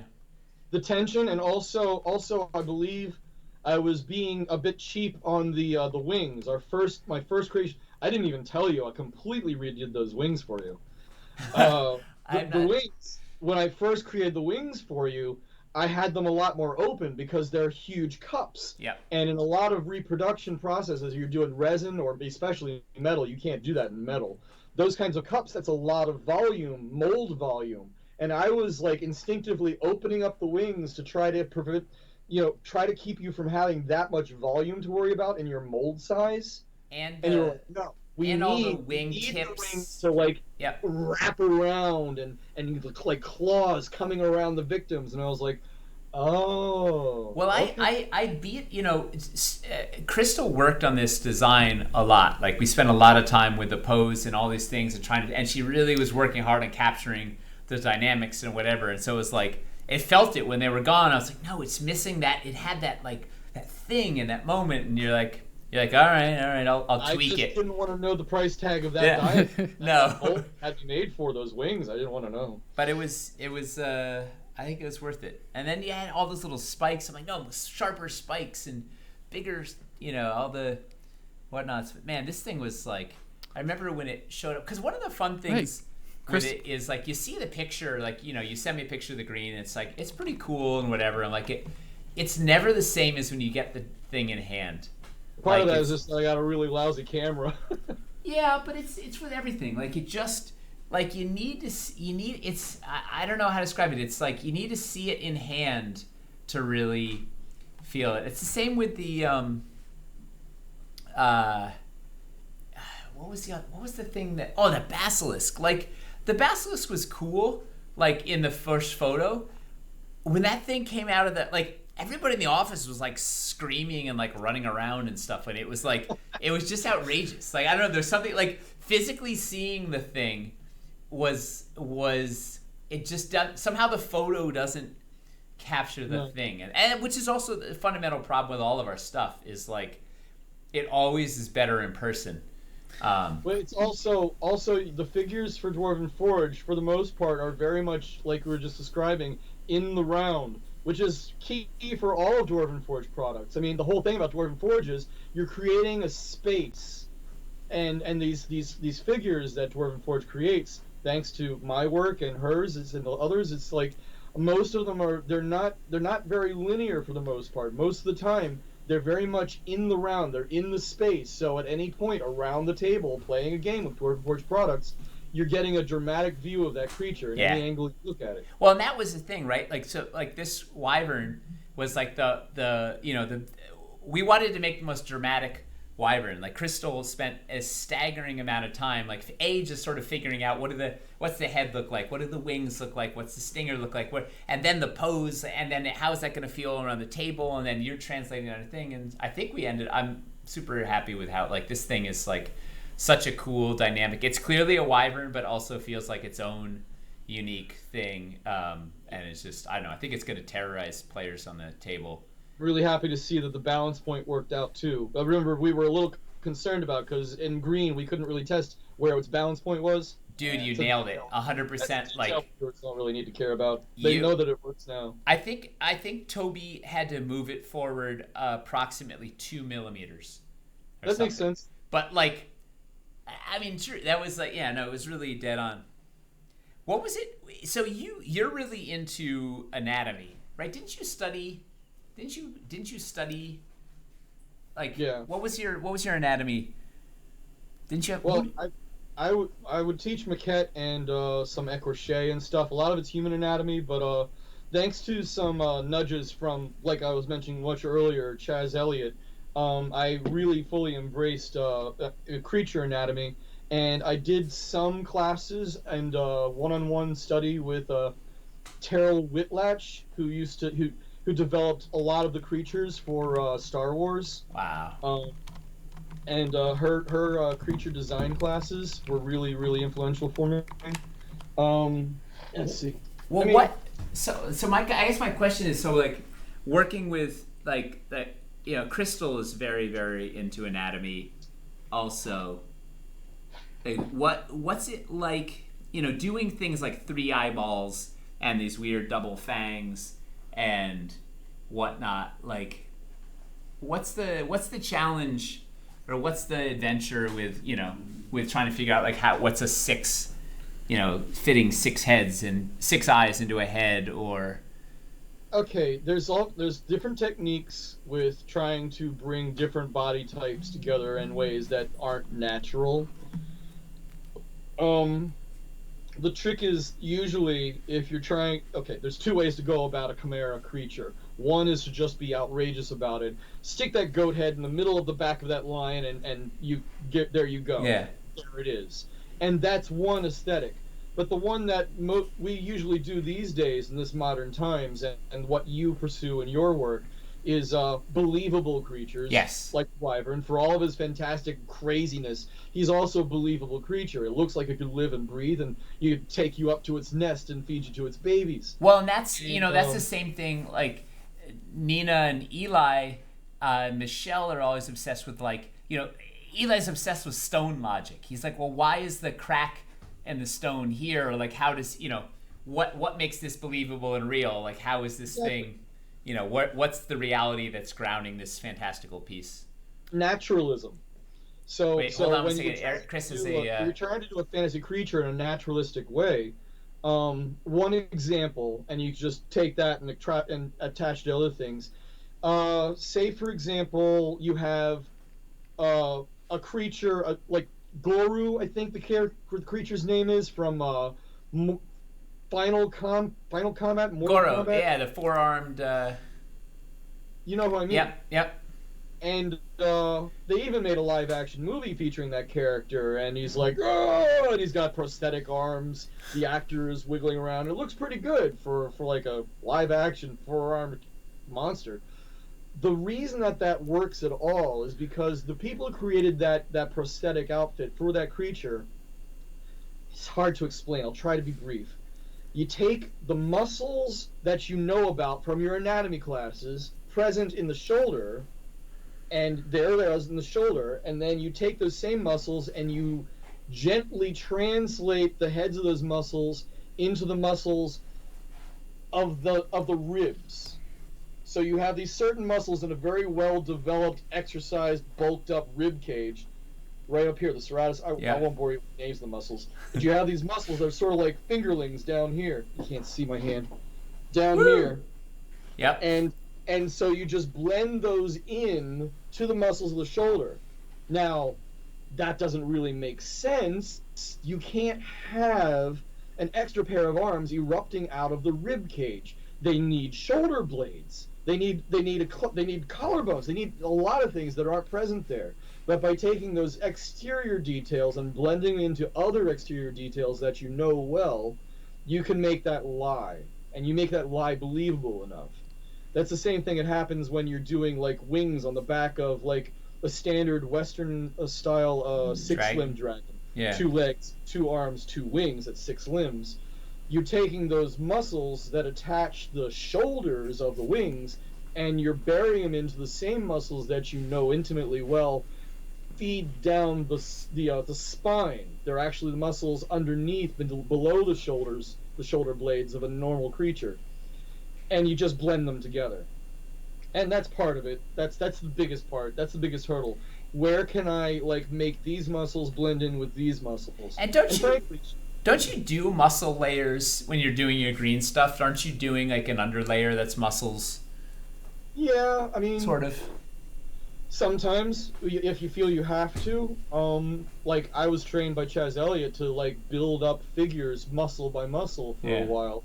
And at some point I just stopped doing that. I knew my anatomy pretty well, and I was just starting to do them all in one go. Tricep, bicep, how it inserts into the forearm, twist the forearm, here's the elbow, wrist, all done. Chris has a question or a thought from the chat or something. I was going to say, all our talk of Crystal actually seemed to summon her from the void.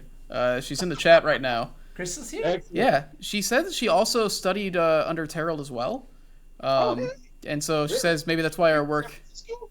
Yeah, that's what she says. That's why you guys are peas. That's why you guys are a peas in a pod. You're like... Does she remember me? Am I going to be found out? I don't know. She was surprised to hear that you studied under her, but she says you did a great job translating capturing the anatomy of a 3D creature. She was saying. Well, you were obsessed with Crystal's anatomy. You kept talking about I don't know. Every time we get on, you were. This makes you guys. Yeah, this is you guys are on the same wavelength. This makes things a lot clearer because evidently she and we're coming from the same school, literally. So we both have the same shared language. Did she? She was. Were you in one of those classes where she got everybody to do I think 5 different creatures, and during the course of the semester? You had to do a whole setup with a little story and everything. People are saying that Crystal and Drew should do their own Kickstarter for a line of minis. Oh, yeah. Chris, hang on, Nate. Hang on, Chris. Yeah, I can guarantee you we're gonna have some more Crystal Drew tag teams moving forward. Check out what I kept. Oh. Wait, hold it up higher, Rebecca. Wow. Oh wow. You Wow. So that's you what recognize these? Terrell had you study. Yeah, this is like every single sheet of paper that Terrell gave to us in her class. All of her creature design stuff. This is I kept awesome. every single page. Crystal says she took an online mentorship with her. She wishes she could have done one in person. Oh yeah. Well, that's pretty good. I You mean, guys are the Terrell delivers a pretty good product for online stuff as well. You weren't cheated, that's for sure. well. Clearly, If anything, you something got the worked focus. because Crystal's a genius. See, I'm an artist. They keep all my ref. Yeah. Or you're just a weirdo hoarder. You were able to find it really quickly though, which seems a little organized for an artist. But Can you pull up the basilisk art? yeah, let me switch over to that real quick. Let's talk about this guy. So this was in classic Dwarven Forge fashion.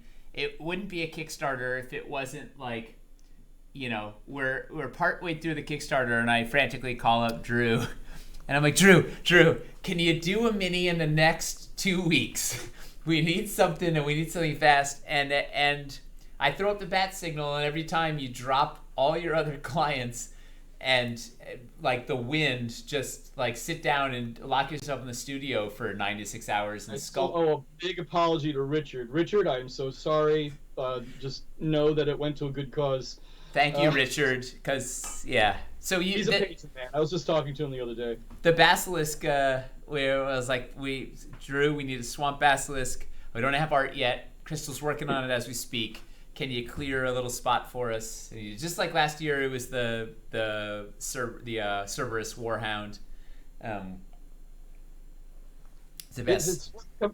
Every year, you guys do this to me, and what I've gotten accustomed to telling my other clients that the matter of the fact is that Dwarven Forge is family to me.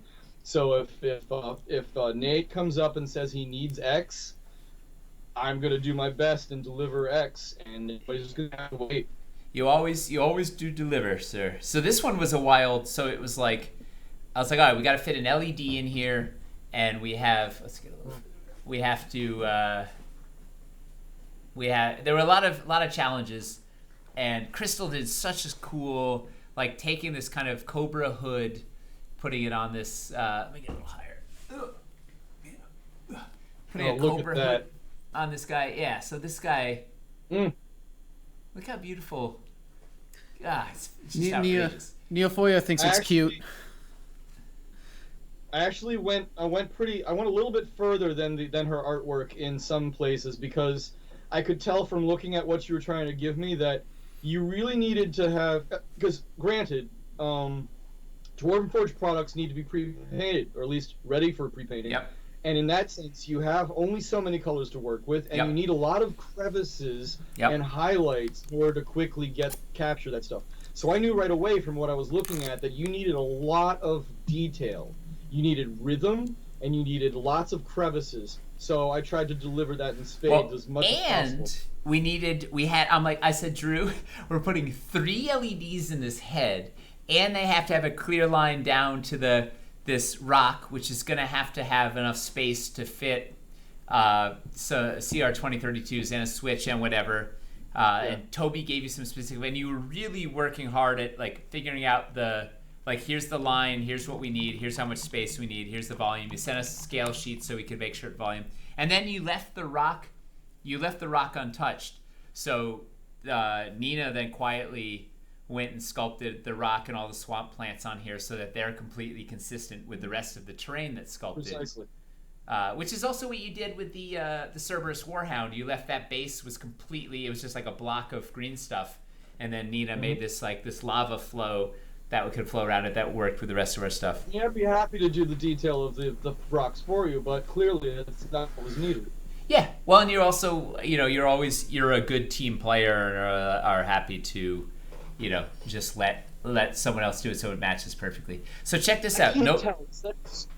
It's not actually glowing yet, right? Not yet. Well, check this out. So this is his cousin. So this guy, let's see if this works. No, we haven't shown this one off yet because Hamster just finished it.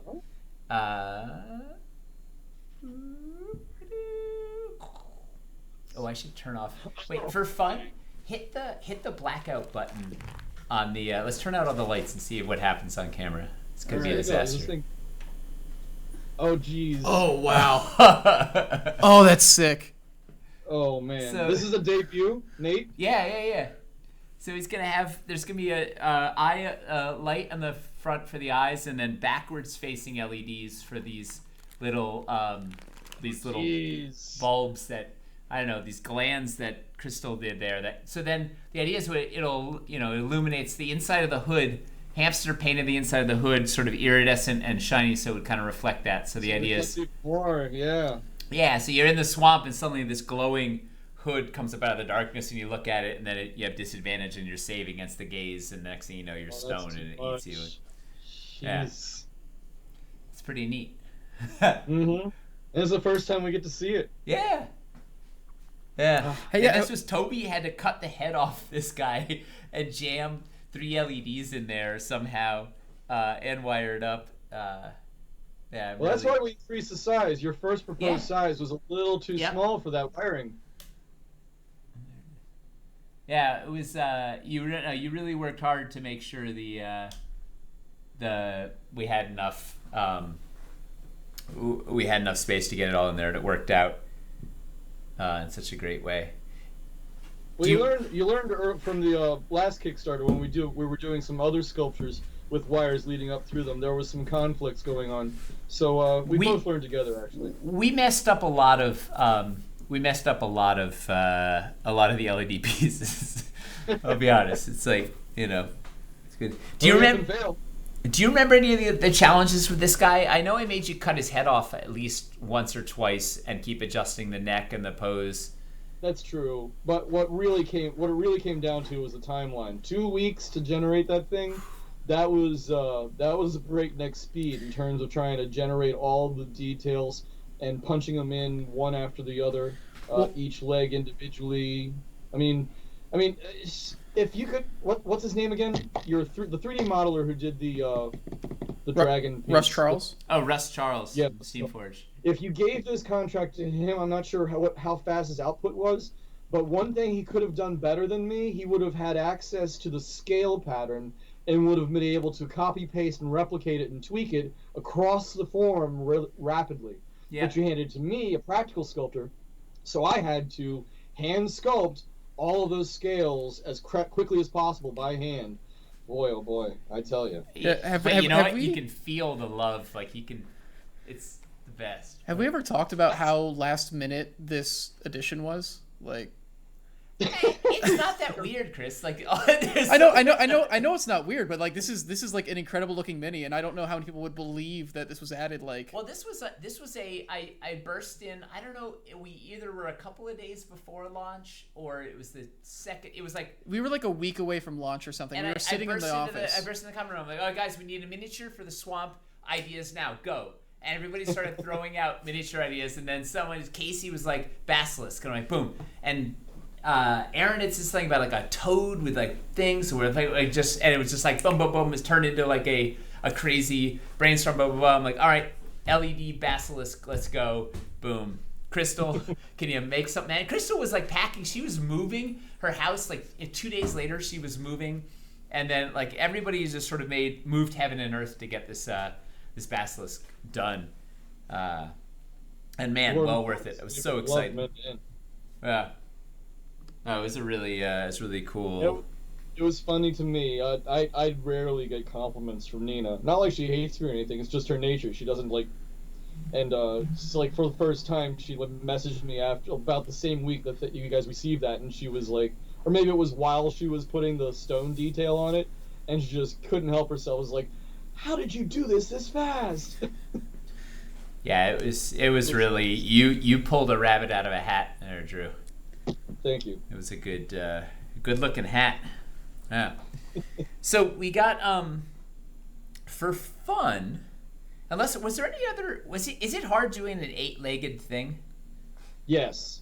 Every time I see a really successful basilisk, my jaw drops and then my hand reaches out and I try to save it for later reference. Because trying to get 8 legs, it was like I was telling you in brief when you threw this at me. It's like 8 legs invariably creates a cage that you have to work with.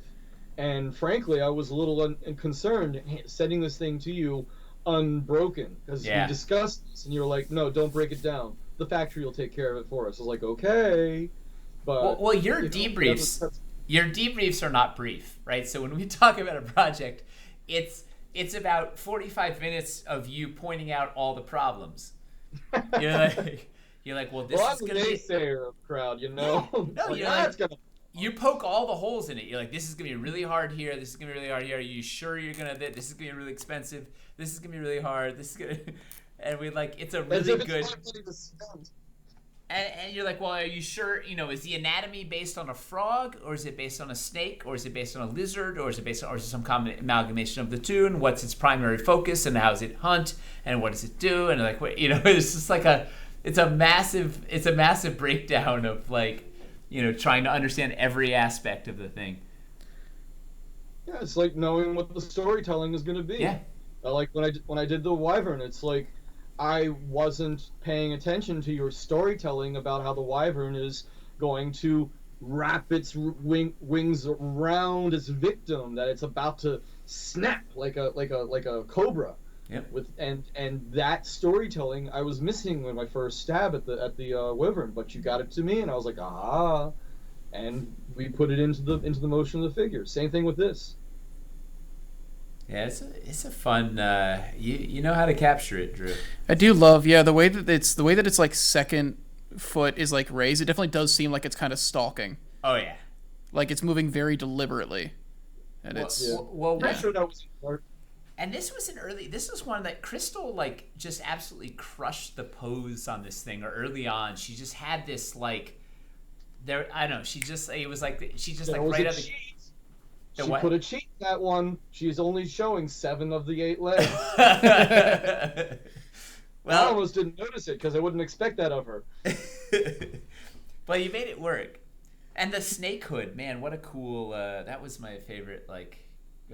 The way it flares back. It's got this the Cobra hood thing was just like such a neat... I don't know. It's so much fun. I injected a lot of extra scales on the texture on the inside of the hood to help possibly show some facet reflection of the light. I was hoping to like capture it in the texture. I think it works, and I think you captured all the lines and the motion of the thing in all the right fun ways. So let's look at. We got a couple of choices. I want to look at things. Either we could look at some of Drew's other things they've seen, or we could. I was thinking maybe to show a couple of unreleased things that he did. Is that crazy? I don't know. Which people want to see the things you've already seen? What? You didn't happen to find those dwarves, did you? No, dude. That would be... No, those out there don't know, I made a whole set of dwarves for the guy several years ago. The Dwarf Kings. You lost them. I'm fully throwing the blame on Stefan. One of our... He was there. He was in charge of it. It's all his fault. Maybe it's just boxes after all this time. One of our longtime backers, Griffin Mace, is saying unreleased, and now everybody else is saying they want to see Griffin unreleased Mace. stuff. Sounds like a plant. Yeah. All right, so let's. Everybody else see the new stuff. Well, so this was unreleased. This was. It's hard to see because it's translucent here. This is this was the Banshee Queen. We used it in the first live game. This was concept art from Felipe, and the idea was it was going to have an LED, and it ended up we didn't have enough space for the LED, and then we ended up killing the space there for the battery. Yeah, it wasn't enough. I don't know. There's a variety of. You weren't the only one, Drew. We had a whole bunch of things with bases like this that were supposed to fit a battery that didn't.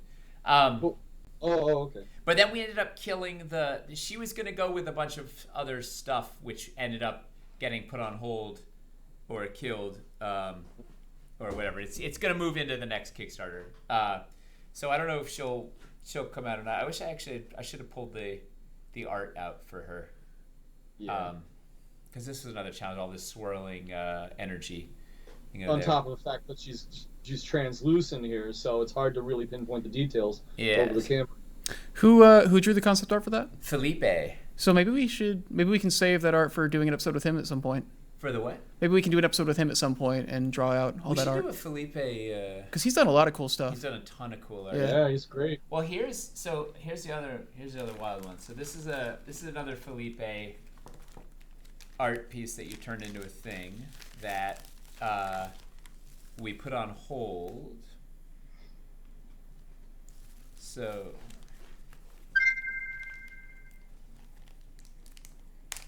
I got the green stuff. So this was the original. So the idea here was a graveyard statue. Where's the front? With an LED. Right. Remember Corvus, Lady Corvus? Yeah. Oh man, where are the holes for this? And the thing about that was you were conflating a lot of different narrative needs. Oh yeah. She's a statue. She's holding a crucible. Her hand is reaching out, and all these things happen at the same time. And then, oh, by the way, we're gonna light up the crucible. There needs to be an LED. This intersection of all these different needs at the same time, and I was like, how am I gonna make this work? Well, it was she's supposed to have an LED in there, and so the breakdown. Well, we had multiple problems. One problem was the rest of the stuff that she was going to go with, it got put on hold. Can you see the bottom of the? This thing was this. This was this cool design that Felipe did. This like heavy metal graveyard thing. Yeah. And then the other problem was there wasn't actually enough room, like snaking the LED line up in there.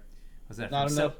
So, but I was really being tight, so it's not too surprising. Well, so then I was like, okay, well, Drew, just make another one. So this is before she died. So then he made a second one. Did I? Yeah. Damn. Yeah.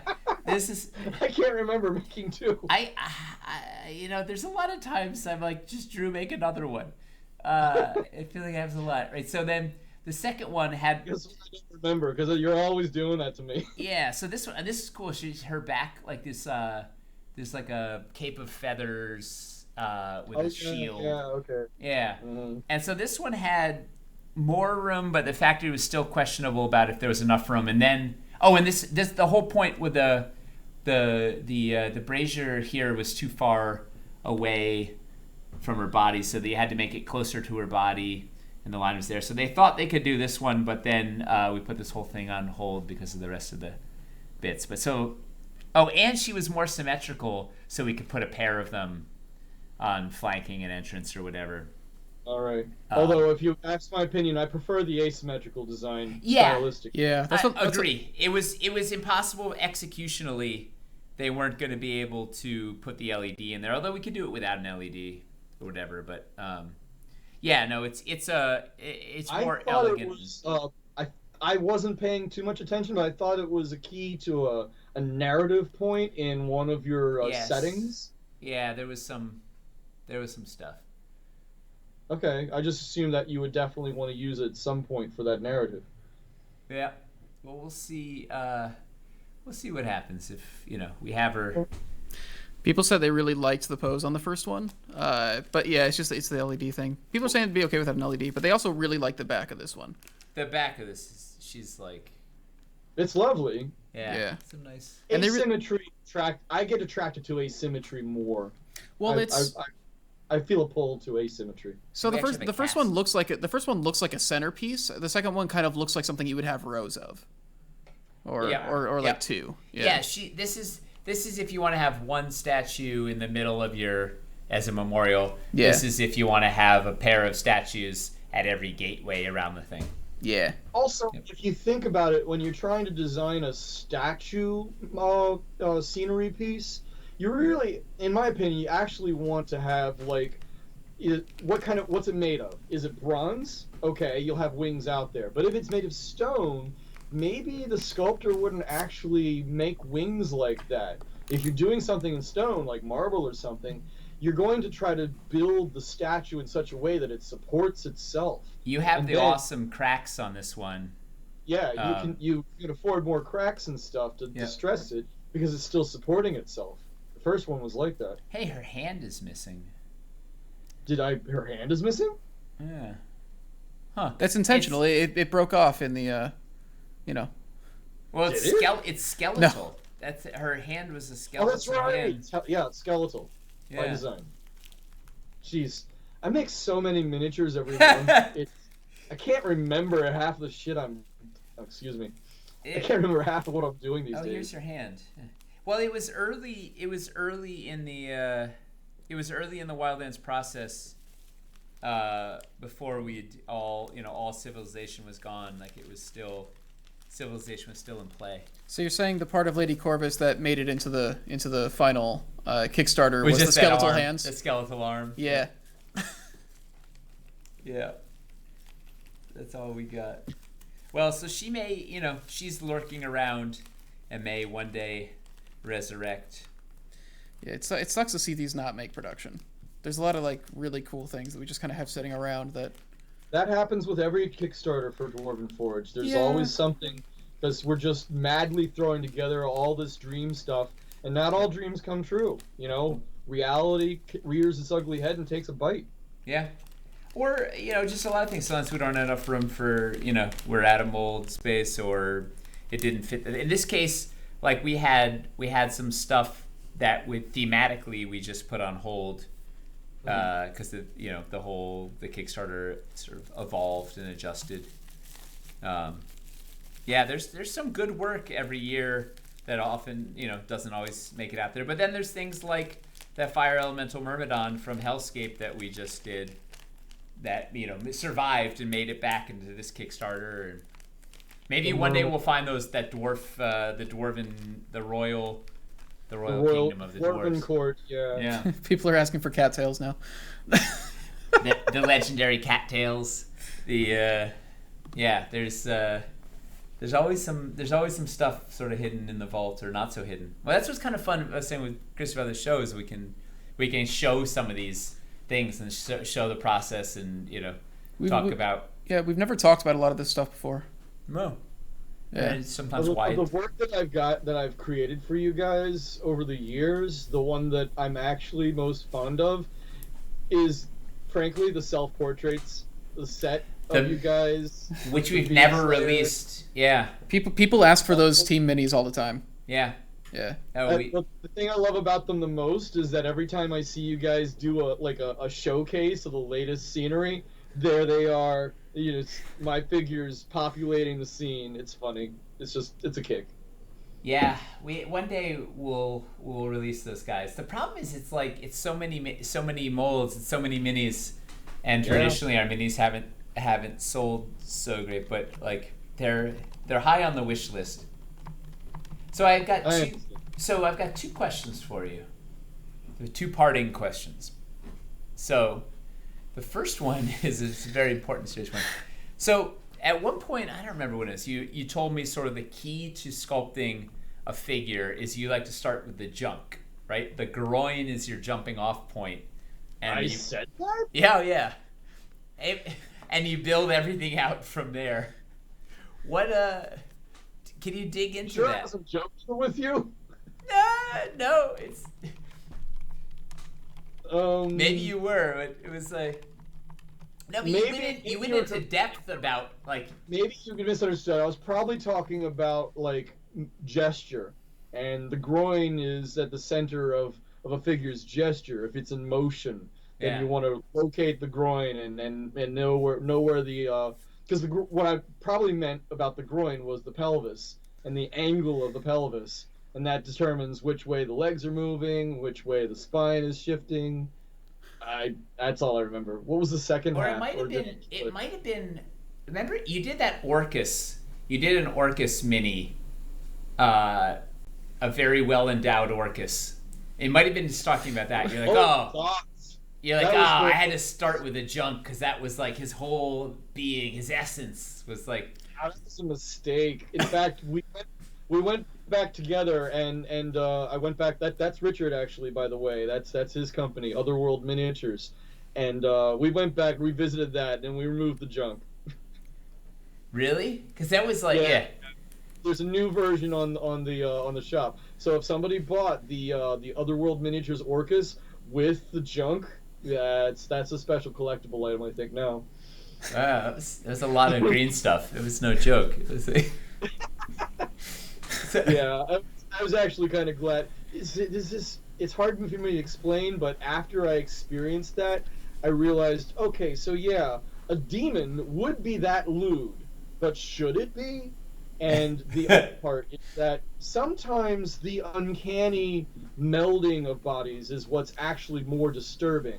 Everybody's got junk, but if you have like a lizard tail, growing out from the tummy of an ape, which is what an Orcus kind of is, that's actually creepier. And I began to realize that after the fact, and so I went back to Richard and we redid that with a new lizard tail transition from the ape body, and that actually worked better, design wise. Wonder where Orcus's junk is now. So my other question is, if you could sculpt any one miniature for Dwarven Forge, what would it be? Like, what's your dream? What would your dream project be? Say something related to unicorns. Single miniature? Yeah. Oh, gosh. Maybe a unicorn. The dwarf. The dwarf. The dwarf at the anvil. Oh. And it doesn't even have to be 28. Let's do a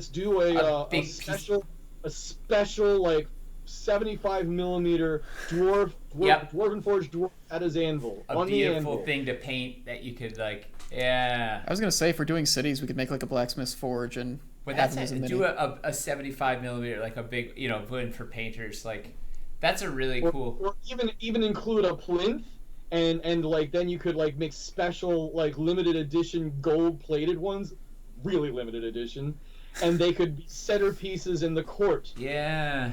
Of Wow. a city court. Wow. Just that's what I would do, for two reasons. One, it's iconic, Dwarven Forge. I don't understand why we haven't done that yet. Yeah. But also, at a larger scale, I'll be able to explore. It's hard to explain in short, but when you're doing 28 millimeter and smaller, you're dumping a lot of detail off to the side because it's just not going to read well. You're trying to pull out those things and elevate those aspects of a figure that are going to work at that scale and throw other parts away. When you increase the size, you increase the number of details you can bring in. So if I do that dwarf at a larger scale, I get to enjoy the wrinkles around the eyes and just the muscles in his cheeks as he's grimacing, as he's pounding away, and some scars, all these little details. I get to really enjoy it for the personality that it is. That's my. Lots of fun anatomy. I've seen some people in the Discord do some work on busts and just seeing like what they're able to do with the eyes and stuff like that. It's the wild. Painting would be so fun. Yeah. And it's a lot of I get busts every once in a while, but I haven't bitten yet. And dwarves smith without a shirt on, so it'd be all this rippling muscles. It would be like it'd be really fun. You work like a scar in somewhere and like develop all the scar tissue and that's a good idea, Drew. Yeah, Nice. I'm glad I came up with it. That's a good. Well, I've got these phrases here from you guys that I can keep. Free range minis and two curtains deep. They're now mine, so you get to keep that one. Fair. Yeah. Well, you know who gets paid to do it, so it'll be okay. Yeah, that's a really fun. That's a really fun resin collector's piece. It's like the resin, the dwarf. Yeah, I love that. Well, does anybody in chat have any questions for Drew? Somebody asked like what your favorite sculpt you've ever done is, whether it's for us or not. I know you said you like doing the team minis for here, but is there anything else you've done even outside I'm of in here? love with Dwarven Forge. I love Stefan Picorni personally. He's a magnificent guy. I love working with you, but I can't say that anything I've done for Dwarven Forge is my favorite work because through Dwarven Forge, I have to funnel my skills into the process of getting it ready for a different material. Right. The material that it comes out in, that it has to come out in, which is Dwarvenite most often, resin sometimes, but often for pre-painted, and all these limitations kind of narrow it down to a position where I'm happy that it all came together, but for us it's a team effort. So I can't take personal excitement. I can take communal excitement, but not personal excitement. But then at the same time, what did I like doing the most? I don't know. It doesn't have to be Dwarven Forge, like anything. Guys, gosh. Oh, I don't know. I mean, okay, I got one for you. I'm gonna, yeah, it's kind of like tooting my own horn here. I mean, that's the point of the question. I think. That's the point of the stream, honestly. There's this company based out of Israel called Sandstorm Miniatures, and last year they had a Kickstarter, and the owner of the company decided to incorporate different artists, and this person asked me to do a pair of giant trolls. And so I knocked them out, and I'm really in love with them. Now, this one doesn't read very well on the camera because I've started painting him. And they're in resin because they're too large for metal. Huh. Oh, wow. Oh, wow. Well, look at the jaw on that guy. Oh, that's a beard. That's his beard. Wow. Are there He's skulls? got, like, antlers Are there skulls braided birds nesting in his antlers? and skulls braided into his beard? Yeah, his beard is he's a mountain troll, and so he's like standing about, I think, 110 millimeters tall, and he's got moss and toadstools growing off of his shoulders, and he's got a tree trunk for a club. Wow. Where do you get that? Painted online now. It's just magnificent. But my favorite one, however, is this one, which is a bit more cartoony, two-headed troll. And so he's got a church bell for a flail. and I particularly like the way I made his spiked club, which in a regular troll's hands is like huge, but for him it's like a teaspoon. That's hilarious. And he's holding it like a teaspoon, and I enjoy that, and I enjoy the faces. Let me see if I can. I won't take up too much of your time. Where do you I got get? a few of these still in stock over here. Where can you get them? Stock over in the UK. Where can you buy those trolls? Well, if you're in the U.S., you're best off just ordering from me from my web store, because I got a few right here. Overseas in Europe and UK, they're being kept by the same people who do my bog troll casting up in Scotland. Here, yeah. So let me see if I can. So you can actually see it when it's not painted. You can see the details of the faces much better. Wow, look at those noses. Yeah. Like how deflated that one nose looks. That's awesome. The whole point is they're a bit more comical. They're supposed to blend in with my bog troll line.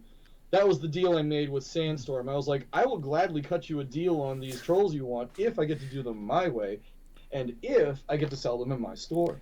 I love the idea that they're holding a club that's like probably a great weapon, but to them it's just like It's just a little. Yeah. That's anyway, great. I would say that of anything, that's probably the piece that I'm most proud of right now. I would like to say it's I recently created a cloud giant, but I can't take pride in that because it's actually more of a pastiche of an earlier cloud giant made by Tom Meyer back in 1982, I think, or something like that. And that's just a copy piece. It's 20% larger. It's a little bit different, but it's pretty much Tom's design. So I'm not gonna take pride in that. These, however, are more my design. So that's the answer. There's another particularly interesting question. It comes out of I don't know where this is coming from. Is it this Griffin Mace again? Who is this? Oh no, it's actually not. It's actually not. It's not Griffin Mace this time. I've muted them. Mace. You know. You muted. Hi Mace. She's not muted. Mace mutes Stefan. That's how you can't mute Mace. That's fair. So say somebody asked you to help work on a sci-fi set. What would you be interested in sculpting in sci-fi? Oh, what's a sci-fi piece you'd be into? Well, The truth is, I'm That's a actually going to great be one. starting on a sci-fi set that I'm pretty excited about in the coming month. Oh. Although I It's don't know not- how much I can say about it right now, but we're going to be doing some space dwarves. That's happening for next month. Just to let you know, I've been online on Twitch constantly this month, which a lot of people call Orktober. And so I've been doing these orcs for Orktober, and I'm going to be selling these on my website. But then next month, I wasn't sure if I'd even be streaming much at all because, you know, I work for guys like you, and a lot of you guys can't have my work on the cam. Yeah, we would not want like people to see this stuff before the Kickstarter went out. I would have a lot of clients that I can't like ignore, and so maybe I can't stream. However, this next month I have 2 clients who both want me to do dwarves, one of which is going to be space dwarves. And I can't say too much about the project right now, but that it's going to be really fun. I've never collected space dwarves before. I'm happy to give a go at it. What's your web store for the people who want to buy the trolls? I've been posting it in web store. satyartstudio.ec. Yeah. Awesome. Yeah, the web store is lean. It's a really modest situation of mostly it's my bog trolls, which are comedic. The word is old hammer. I know you guys are big on the D&D thing, but if you're going to talk to me about what I'm into as a hobbyist, it's old-fashioned Warhammer from the 1980s and stuff like that. And so I created this line of trolls that sort of ties in with the feel of the original Warhammer stuff before they made a lot of changes in the past 20 years. But they're also my trolls. They're not derivative of GW licensed products, so I can own them. They blend in with the old collections, yet they're my own product. And they're kind of mirthful. They're not like, trolls. They're like, trolls looking for beer kind of thing. Anyway. They have a kind of... That's so goofy. They have a kind of fairy tale vibe to them. Yes. Yeah. Thanks. Yeah, that was the whole idea. And most of the catalog is that. The rest is a few odd things here and there. These are going to be in there. I'm going to do a Jabberwocky next month, I think. But what was the question again? Oh yeah, sci-fi. Yeah, what would you be interested in making for sci-fi? He's Red Dwarf. Yeah. That's not proprietary. Let me think about this. It can even be their own hand of Space Marine in their own special way. Not Space Marine Games Workshop, Space Marine in general. We're talking about Space Marines as they've been in sci-fi for years. Yeah. Lately, I've been getting a little bit excited about retro sci-fi. Not so much. Most of the time, I'm into fantasy. There's so many strong aesthetics in sci-fi. What's the sci-fi aesthetic like when you think about like what sci-fi show or game or book series or whatever? Like what is the sci-fi aesthetic that appeals to you the most? Because there's so many. Gosh, there's different aesthetics, but there's also different mediums. Yeah. Am I excited about sci-fi in film, sci-fi in comic book art, sci-fi in figurines? And for me, of course, if you're going to ask me what I'm going to sculpt, then it's going to have to be what will translate on the table. So, gosh, I think I would just prefer to tuck into an entire theme, like, I don't know, War of the Worlds, for an example, from front to back, just the whole thing. I'd do the walkers. I would do the aliens with their little squid tentacles. I'd do the hapless people running around before they get zapped by their beams, and just that stuff, just end to end. I get excited about the complete picture. I wouldn't. Well, it goes back to your love of story, right? You want to have all the things to tell the story.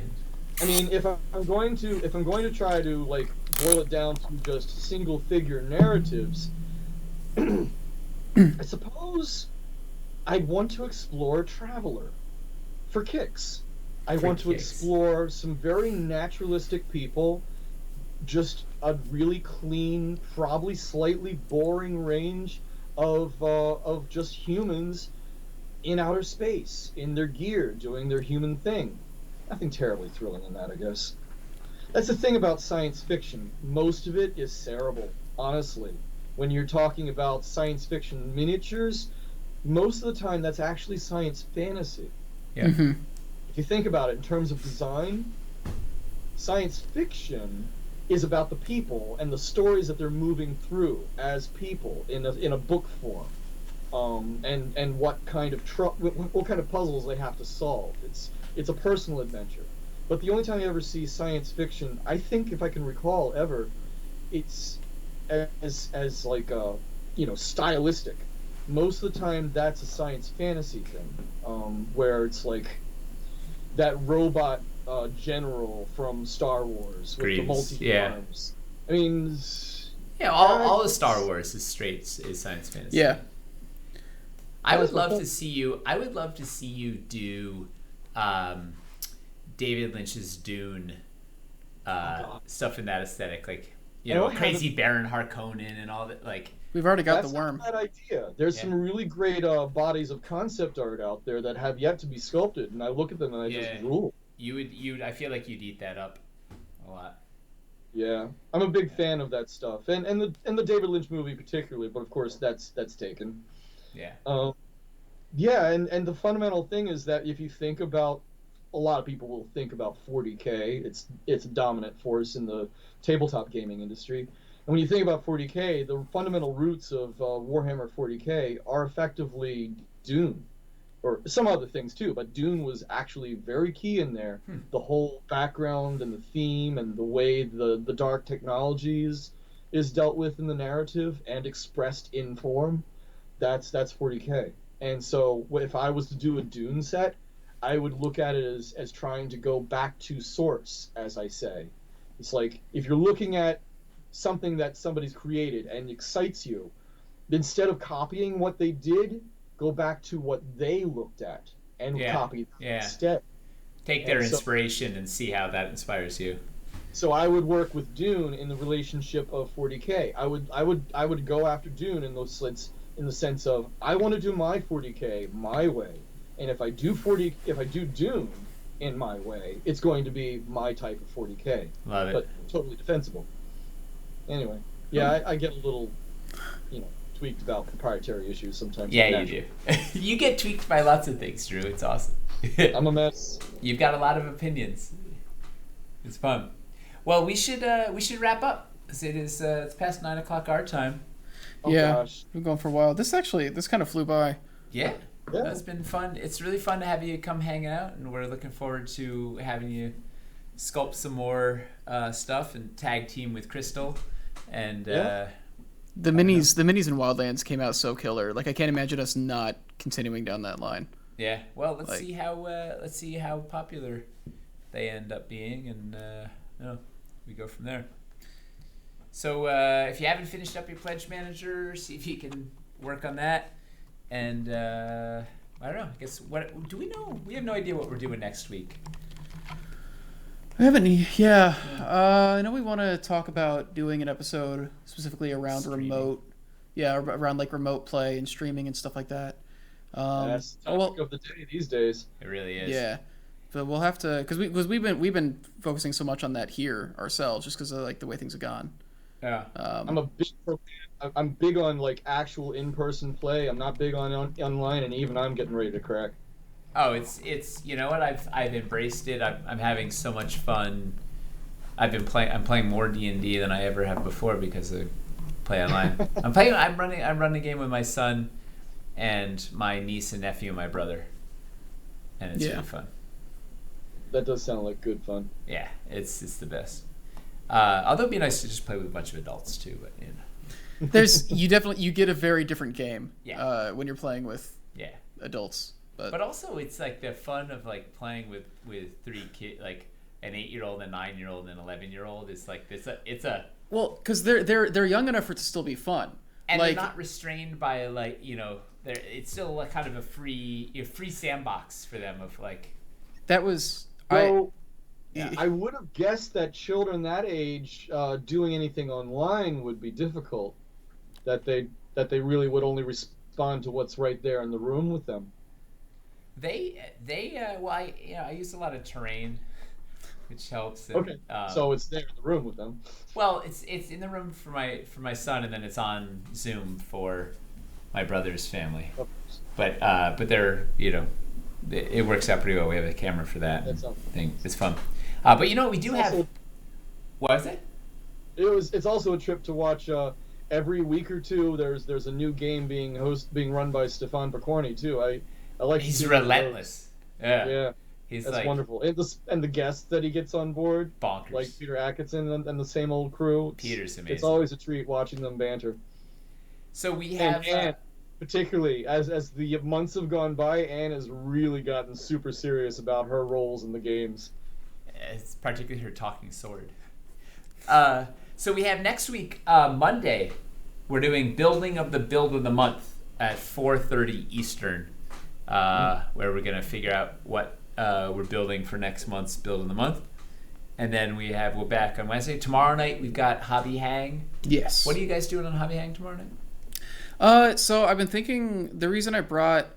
So if you guys saw the Russ Charles episode while we were doing the Wildland streams, he talked about how one of the things they were working on was those wheelchair minis, and I ordered all of them, and they got here yesterday. So actually, I want to assemble them tonight and start painting one of them tomorrow. So I think I'm going to do that on stream tomorrow. And then another Hobby Hang next week on the Anvil next week, and who knows what's beyond that. Yeah. So thank you everybody for watching. Congrats to who won the dungeon? Gilded Poison, which is an interesting name with some implications. And thanks for it's fun that Crystal popped by to say hi, and yeah, that was a treat. Mace was here trolling us. Hamster popped in for a bit. Hamster, yeah. No, everybody, all the regular names. While Thank we you were guys for watching. Yeah, while we were showing the Basilisk, everybody that worked on the Basilisk showed up. Well, they should, because it's some amazing work. Yeah. Well, thank you, everybody, and we'll see you next week. All right. Take care, guys. Bye. Have a good one. Bye. You stay on, Drew.